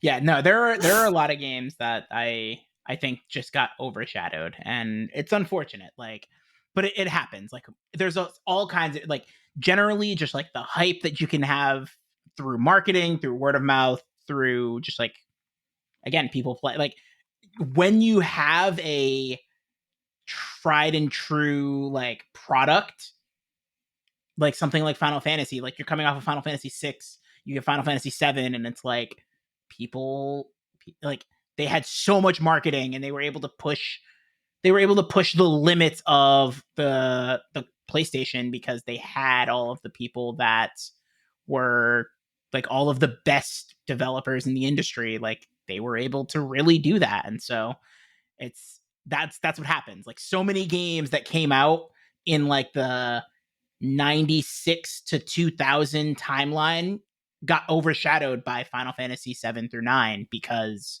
Yeah. those games had all the hype, all the funding. The big studio behind it by that point, the Mhm. one that was established for years. Yeah. It it's so sad. Like, and like despite our lower ranking maybe of this game, it's still something I would recommend people go out and try because it's just so unique. And it's different in the JRPG. And that's a big thing that like I'm starting to see in Square's games. And now playing a lot of ones outside of it or teams that no longer are there that founded other studios, just the uniqueness between the JRPGs and just how different they are and how you could like find like really like interesting unique stories like Grandia. Like I remember thinking when I was playing that game way back then, I thought it was like a little bit kiddie, like a kidsy kind of vibe, and I didn't really stuck and didn't do it. So when KJ was like, "Yeah, let's do this for the podcast," I think it was our first game, wasn't it? Yeah, Grandia Yeah, was the our first was the podcast first game. one. Yep. Yeah. I was, like, super excited about that because, like, I'm like, "Okay, let's give this game another shot," and I'm so glad we did because it wasn't like I Same. mean, there was some childish things in it, but it was such a great game. Really unique, really interesting style and stuff like that, that I'm like, "There's so many of these," and I know we're just scraping the surface, and we're gonna keep digging and finding these gems that got maybe buried over time. And it's just unfortunate because thinking back, if we had the internet as powerful as we do today, back when those games came out way back when, do I think they would have gotten as overshadowed? Probably not. I have one I have one that's on a I have one that's on a Sega console Okay. that All right. Which is Sega a console? working designs game that does not have a good translation, but it looks like it would be a lot of fun. Shane was actually playing it today. Oh, really? Yeah. Albert Okay, look at Odyssey. this. I am like itching to play that game. What's it called, sir? Albert Odyssey. I've Albert heard Odyssey. that I've seen the translation is not good. The translation is not good. But the game looks like a lot of fun. There's also Okay. another one that I'm gonna play this on my own time at some point is Vanguard Bandits. That's another working design Oh game that yeah, I do see, plan on playing. I'm looking into But that that's one a too. tactics There's game, so there's also Vagrant Story. I I'm don't really think. into. Oh yeah, Vagrant Story isn't Vagrant Story Square? Oh, is Yeah, Vagrant it? Story is Square. Oh, it is. Yeah, that's true. Oh, what was that game that I mentioned to you that didn't have it never came over here in Japan, or it didn't come from like it was a Japan only game for a while, but I heard some of the music in that um I have no. playlist or whatever I sent you. And it was a series I was really interested in because now it has really good fan translations. No And some of the clue. older games look like super, super interesting. I'm just pulling it up We're really, just really quickly. rambling at this point. We're I know still we're recording. just We're just rambling. Yeah. rambling. Growlancer, that's it. Oh Growlancer. yeah. Yep. Yeah, has anybody played the Growlancer series and stuff like that? Because like the music sounds good. It's got like anime style, like its own unique style. It's got like its own little cutscenes and stuff. It's finally got different fan translations, but I'm intrigued by that. Some of the games in that series too. But that's a way out there. Like I never even heard of the studio that made that before. But when turn-based tangent turns into round table rambles. Yeah, we're just all over the place right True. now. But Okay, maybe we should yeah. let's wrap this episode up. We can continue to chat. But yeah, thank you everybody for joining us for this episode of Still go play this game, even though our ratings are yes, lower. Go definitely go play this game. experience Yes, good point. But thank Yeah. you everybody for joining us for this episode of Turn-Based Tangents. Our next game will be Octopath Traveler 2. So we're Yes. going with a more modern game after playing a retro game. And yeah, like I said, please play this game. Yeah. Just for the Formulate your own uniqueness. opinions. Like Yes. that's Yeah. all I Like can say. I think even with our lower scores, it's worth to try it. It's worth to do it, and maybe you guys will be able to suffer through the quality of life things better than us. But it's like it's one of those things where it's like it's just really unique and it's fun, like gameplay and stuff like that wise. So like 100% go play this game. But This yeah, our I was our gonna say next one is it still stands that the only game that we've played that I won't tell you to at least try yourself is Kudelka. Any last words, Polly? No? I'm Okay, gonna perfect. We I'm can gonna wrap up. Okay. Okay. Listen. Speaking of turn-based tangents going on tangents, you come after my Kodelka like that. You were mean, sir. You were mean. It's gonna be like I visit KJ for PAX, and it's gonna be like he's gonna go in for a hug, and I'm just gonna slap. Slap. No, I'm Okay, kidding. but I no, wouldn't for do that. real. But yes, Thanks everybody thank for you. joining us. Yeah. And All right, we're no longer like recording our audio side portion of this. Now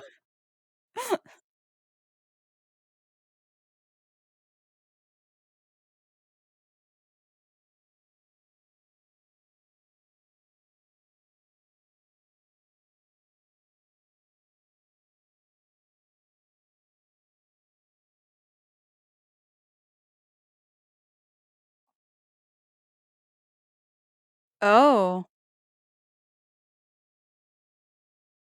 Oh.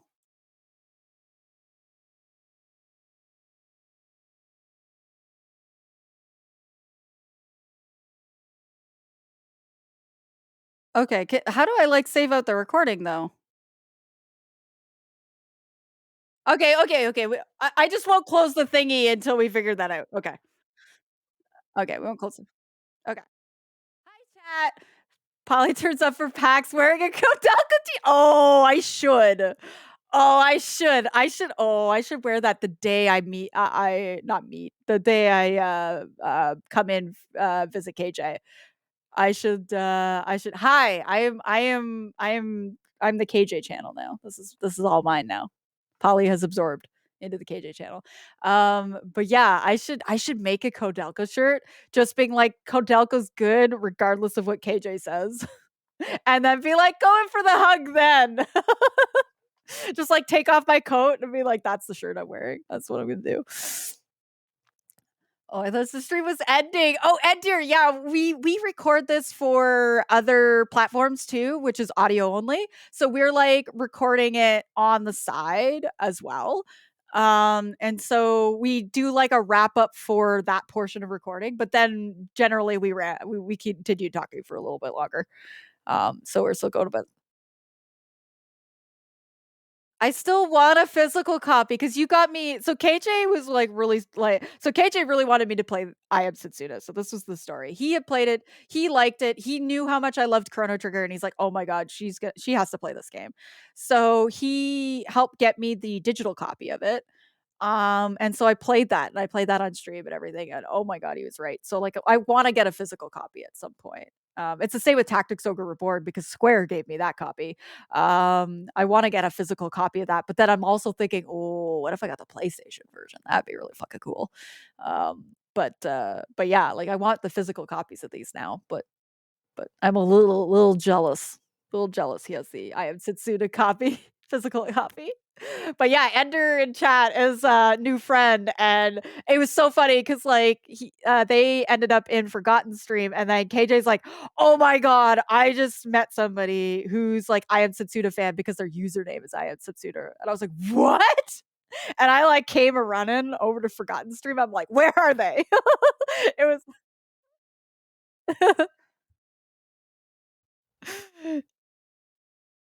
Yeah, like, so I like rushed over whatever because like KJ was telling me about it. I'm like, I love meeting people who actually like I Am Setsuna or give it a shot or who've actually played it even. I'm trying to get my friend Tochi to play it because she'll cosplay from it with me if she will cosplay as I affectionately named her Hoodie Girl. Forget it. Now I get, but she'll cosplay that and I would cosplay Setsuna. So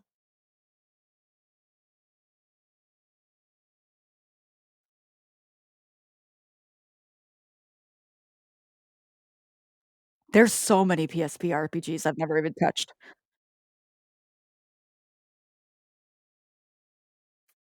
Yeah.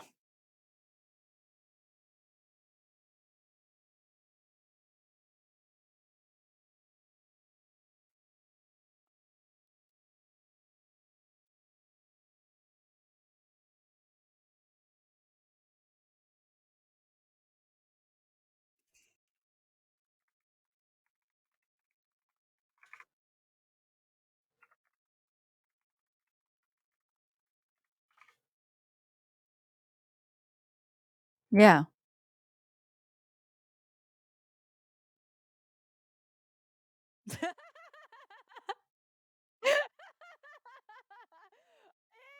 Hey!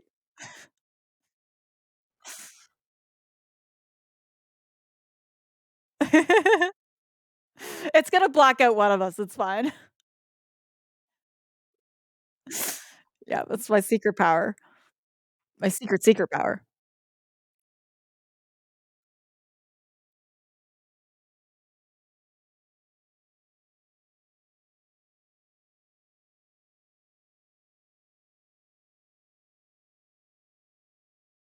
Oh, yeah, go for it. Just block me, it's fine. We're not this is not the recorded part of things, we're good. My hair's a mess today too, so just block me out.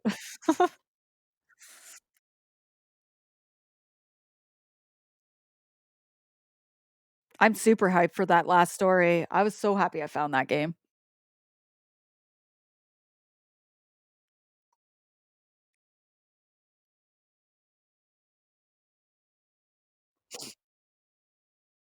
Yeah, we're trying Sky.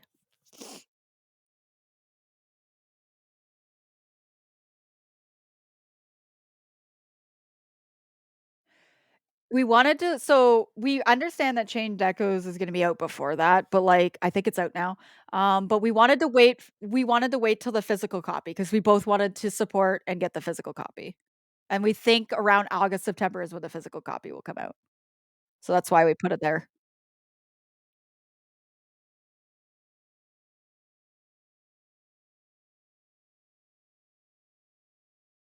Oh, we might. Like, this is a list of what we wanna do, but we might swap the order.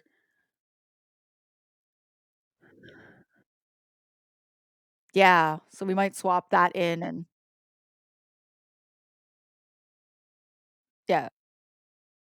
Yeah, and, like, technically Shadow Hearts from the New World was just kinda, like, there because, like, I don't mind playing through it again, and KJ's never played it before, but we could probably swap that one out too for, like, Sea of Stars or something like that if we wanted to do because, it wouldn't be too big of a jump to, like, switch out of it because it's like, I've technically beaten Shadow Hearts from the New World. S It'd be a refresher for me, right? So, um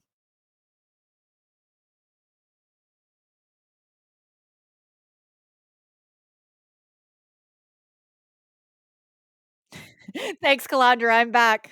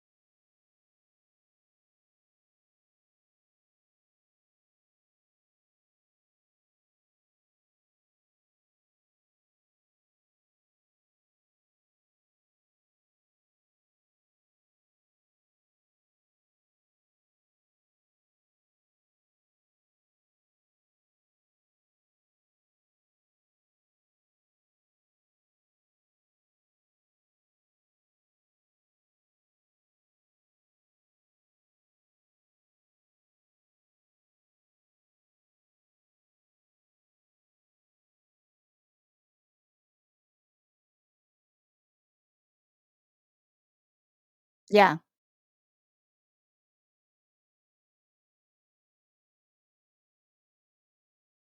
Yeah, thank you, Raiders, come in.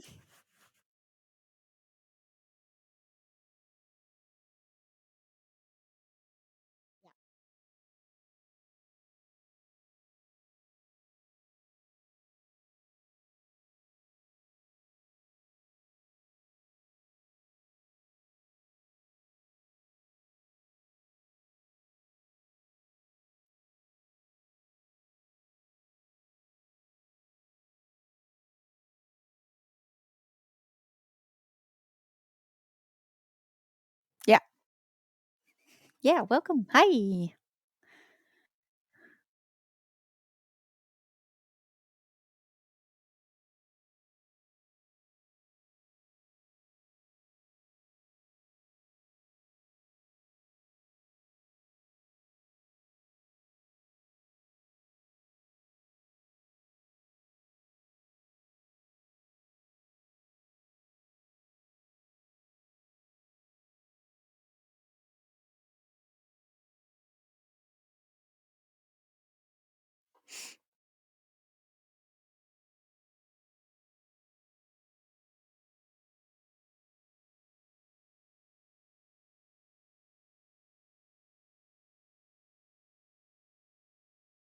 Mm, yeah.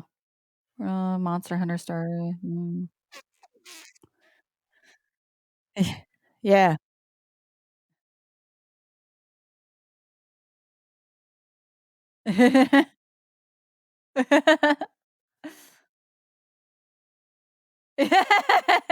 Oh, no. Are you still gonna try to push to beat that before you start Octopath? Ah, okay. Be Fire Emblem Engage and then do Octopath because 'cause y'all trying to start before me.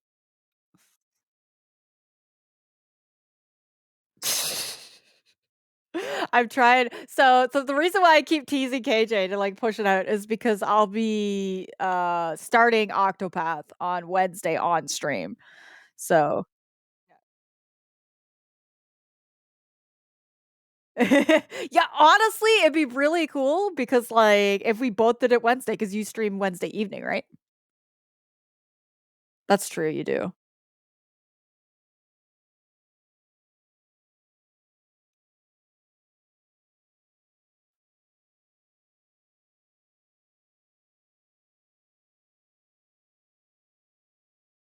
Is that, like, on its way? Like, is it let's Yay! So we're gonna get Pepsi Man content before PAX?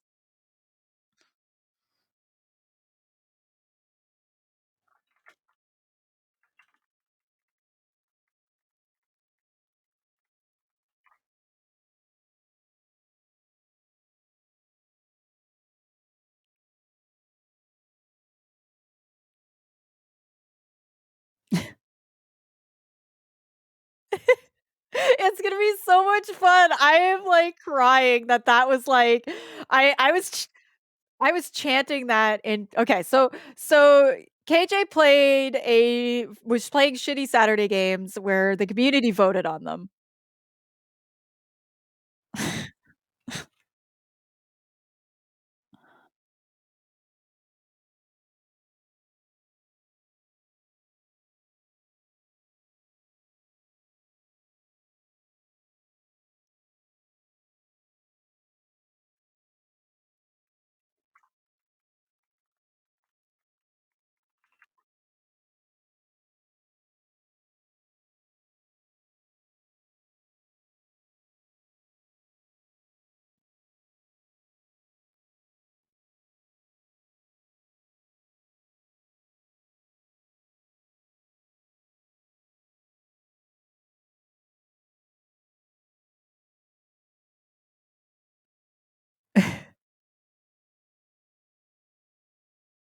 Yeah, yeah,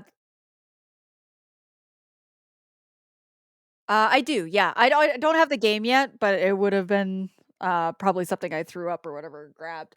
Radiant Historia, yes, one. I also really wanna do Bravely Default, but KJ and I decided that, because I think I wanna do Bravely Default on stream, the first one, and then we would play Bravely 2nd off stream for the podcast.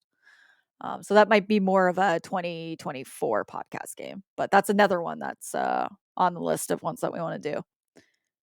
There's also another game that's kinda like I Am Setsuna, what was it called? Lost Sphere, yeah. Yeah, yeah, there's that one. I've also wanted to, like, play that one at some point. Oh.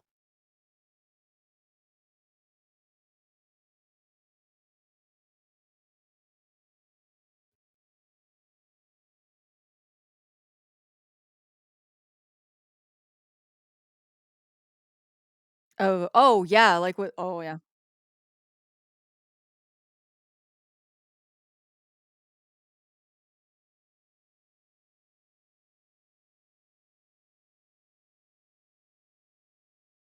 Yeah, Bravely Default looked really, really good, and I like, one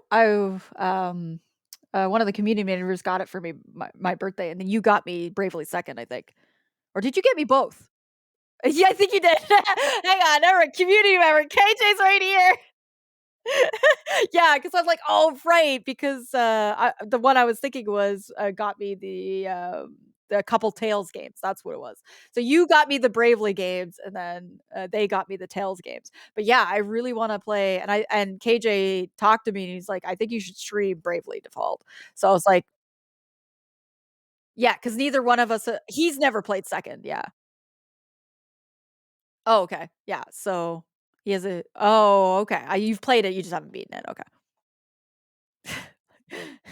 Shane and gang?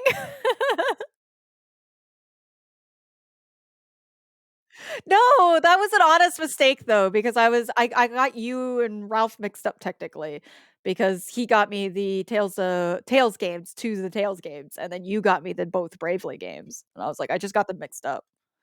It makes more sense that you got me the Bravely games, and then yeah, because you haven't played the Tales games that he got me. No, Vesperia was one of them. So I have Vesperia now. I do own that now. I think I might do that one off stream though.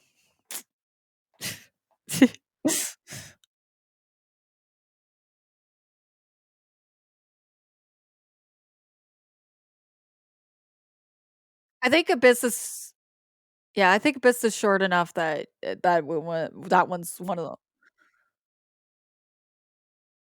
I hope you do.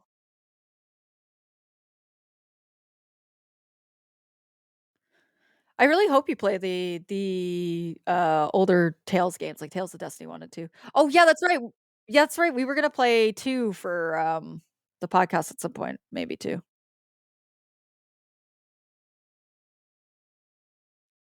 2 is just really expensive. 2 is so expensive. Oh.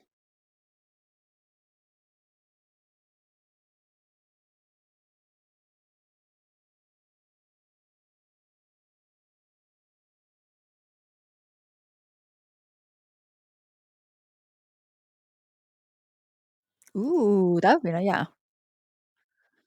I think Tales of Destiny is, like, fun and quirky enough, and it's not, like, a super long game that you probably could get a do it on stream and it'd be fine. It'd be fun one to watch. It's a fun one. It's very quirky. Oh, really? Are you actually gonna throw okay? Because I was one of the ones you were trying to get me to decide, and then, like, I narrowed it down to yeah, because that'll align you actually closer to what the remaster if the remaster comes out with better voice acting, absolutely remaster 100%, but if they k oh. Oh, I didn't realize oh, okay. Oh, yeah, okay, yeah, so if it's the Japanese voice acting with English subtitles, that's gonna be fine, yeah. Honestly, when you play that on stream, I might actually play it off stream. 'Cause I would love to replay Bat Kaitos, and I wanna play the remaster, so, like, with you thing, I'm like, "Oh, I could play that off stream," and then yeah. They did yeah. Oh, dark it was a little yeah, it's one of the only things I would say was a flaw with that game, 'cause there's so much of that game was great, but that yeah, the voice acting was brutal. It was brutal. It was, and I can't even say it's a product of its time because there was a lot of, like, pretty decent voice acting for, like, PS2, GameCube era. So, like, I can't even say it was a product of its time. Oh, it was just not the greatest then.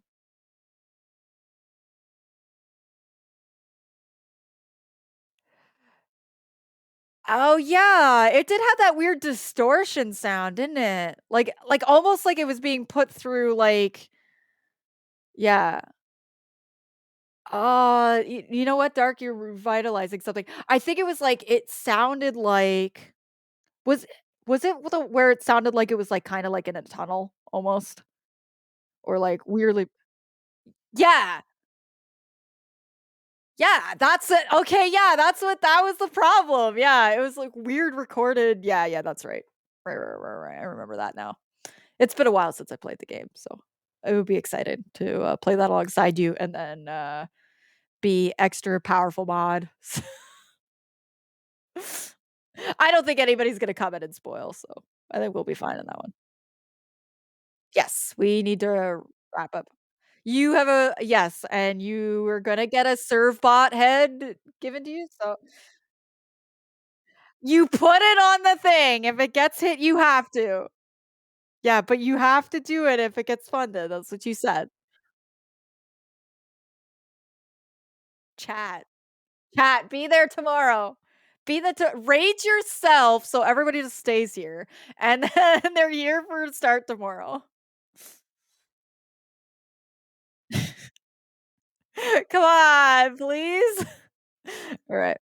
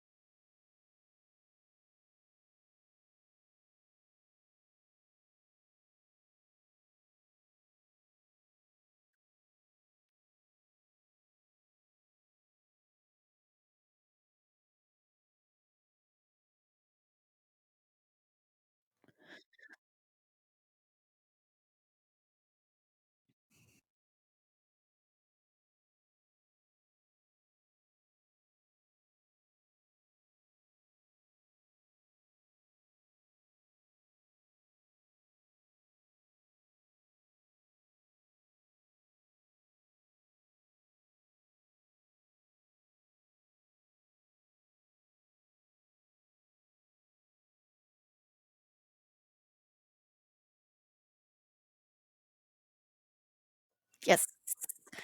Yes. I will be living in that stream tomorrow.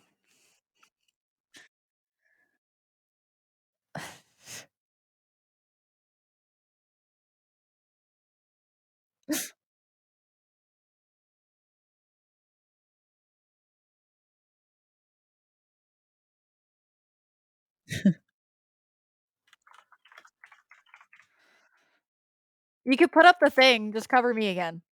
Oh, okay. Oh, okay, you yeah, that's right. Because you just got it done today.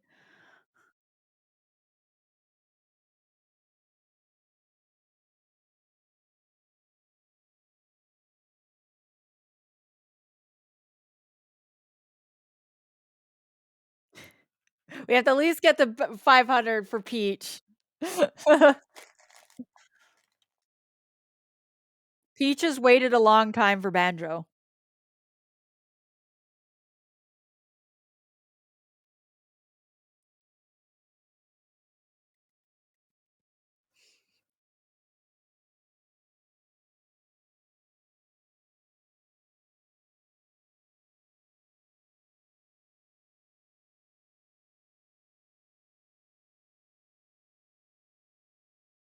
Can the collab stream be Banjo-Kazooie? Can to does it double the time? To goes from 2 hours to 4 hours?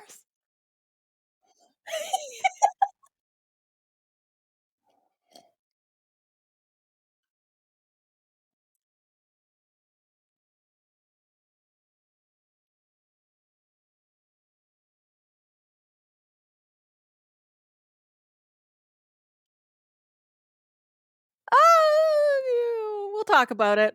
I think, I think if, like, Enno and I, like, get the big printer and we just dedicate the big printer to it, I think it'd be fine, but we'll see. Yeah, I mean, I could make it like I could even, like, even go, like, all foam. It's just a foam head. Yeah, so it's not a hard shape and it's not a hard thing to, like, actually, like, build, so I'm sure we could work that out.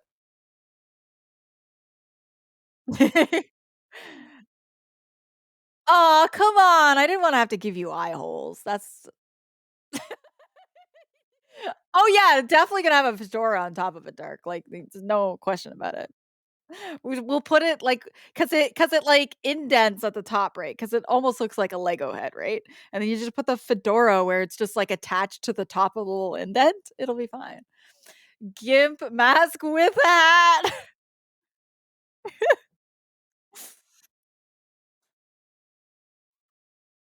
So that is the controversy of Star Ocean 3. People either love it or they don't like it. Yeah, there is yeah. It yeah, I don't wanna spoil it. Don't even suggest anything even remotely. It's just it is a divided game in the franchise for fans. There's a lot of people who love it, think it's great. There's a lot of people who, like, are, like, really didn't like it. Yeah. So it's like kinda like a 50-50, but I still think you should play and stream it because I think you should experience it for yourself. It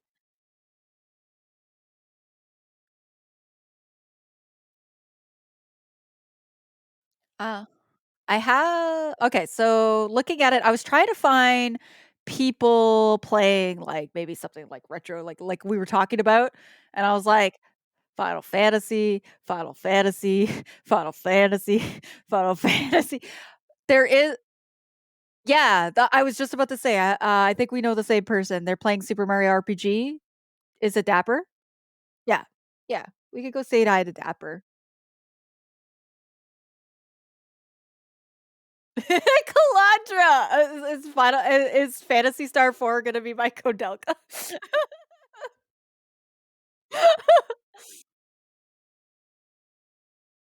He he did, yeah, I said more 5 and a half, so this is, like, the first time in podcast history that this has happened.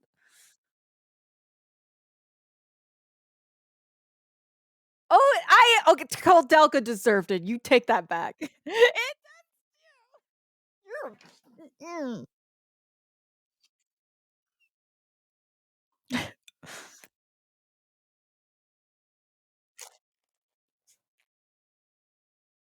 Yeah, we forgot to, like, set up a command for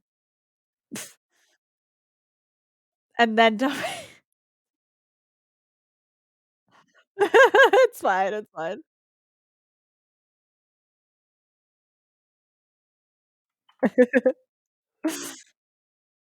Mhm.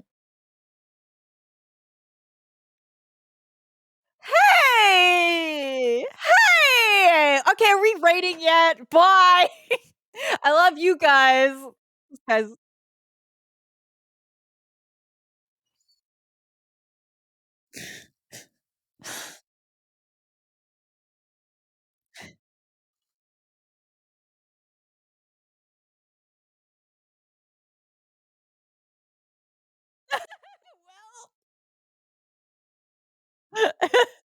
Okay, bye! You're, like, gonna be cut off mid-sentence.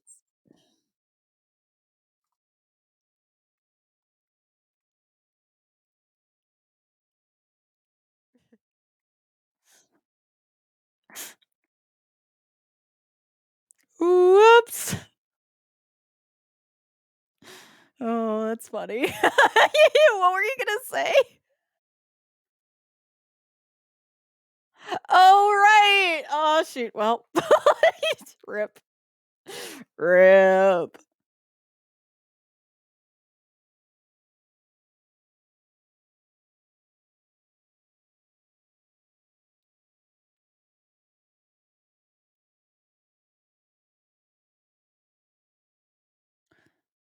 I was echoing? Oh, that's weird. Cause that hasn't happened before. Oh, wait. I can hear myself right now. Did you take your headphones out? Okay. Oh, okay, okay. Yeah, so no. So that's really weird because that hasn't happened before. No. No, I don't hear the double anymore. Um,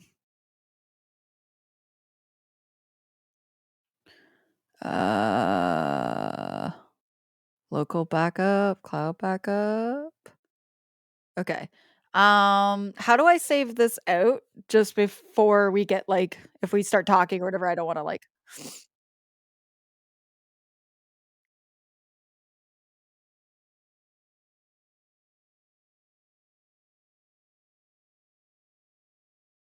uh, that would really suck. Okay. I have like, where do would I see MP3? So I have the toggle status items? Yeah.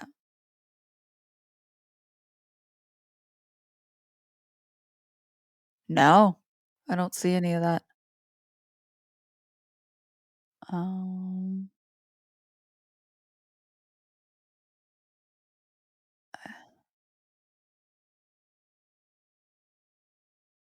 it is saying that there's a local backup and a cloud backup of my audio. Yeah, it says there's a local backup and a cloud backup, and then they're matching in MB, so I'm assuming it won't let me click on them, though. Oh, when I click on my bar, there's a little thing that says toggle status items, and then there's, like, health check pass just to make sure that everything's working, my mic is working. It says storage unknown, and then local, and then cloud, but I don't know how to access that because it's not clickable.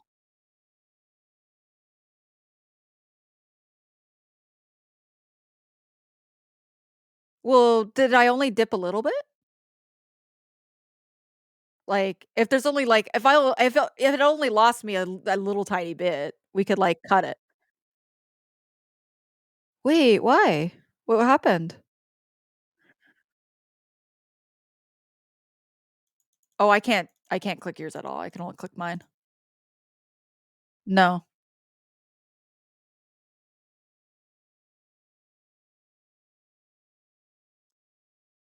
Uh, Mine says 184 out of 184.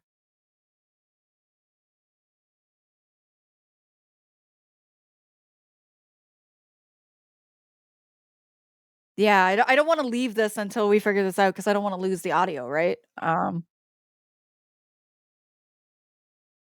Because I think mine looks different than yours because you're hosting.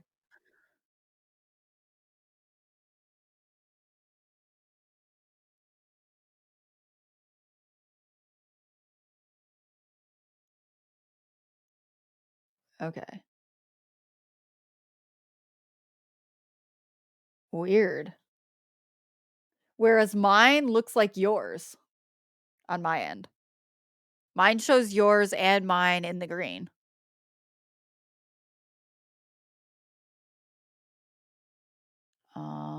No, I don't have that at all.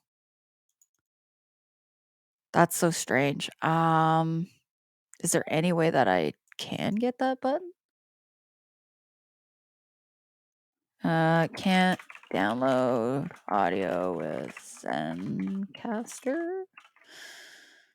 Host or guest has a slower, unstable host or guest experience a temporary disruption to the internet, such as a disconnect. The guest leaves the recording. Oh, file stuck at 100% uploaded. Okay, let me see what this says. This is a support of this. Oh, I'm just reading the support to see if there's anything we could do. When an audio um yeah. What does a stuck 100% see? Yours says 100 like yours upload a file. Yeah. For several minutes, this means the file may have stalled while uploaded to our servers. On the record page, the host says 100% uploaded on one or more files. What causes this? So maybe a temporary internet flex. Can be troubleshooted if the guest did not use an incognito or private browser window to record. The guest should not clear their browser cache or cookies. Troubleshooting steps are for if the upload progress is stuck, not moving. If the upload progress is moving but slowly, it is recommended to wait for the upload to finish. So it hasn't like it's just stuck in that 99%, right? The host makes sure they have stopped the recording. The guest refreshes their page. The guest immediately returns to the recording page by clicking join recording in the green room. If the upload resumes, the guest stays on the page until they see their files turn solid blue with download areas. Okay. So, yeah, I'll do that. Okay.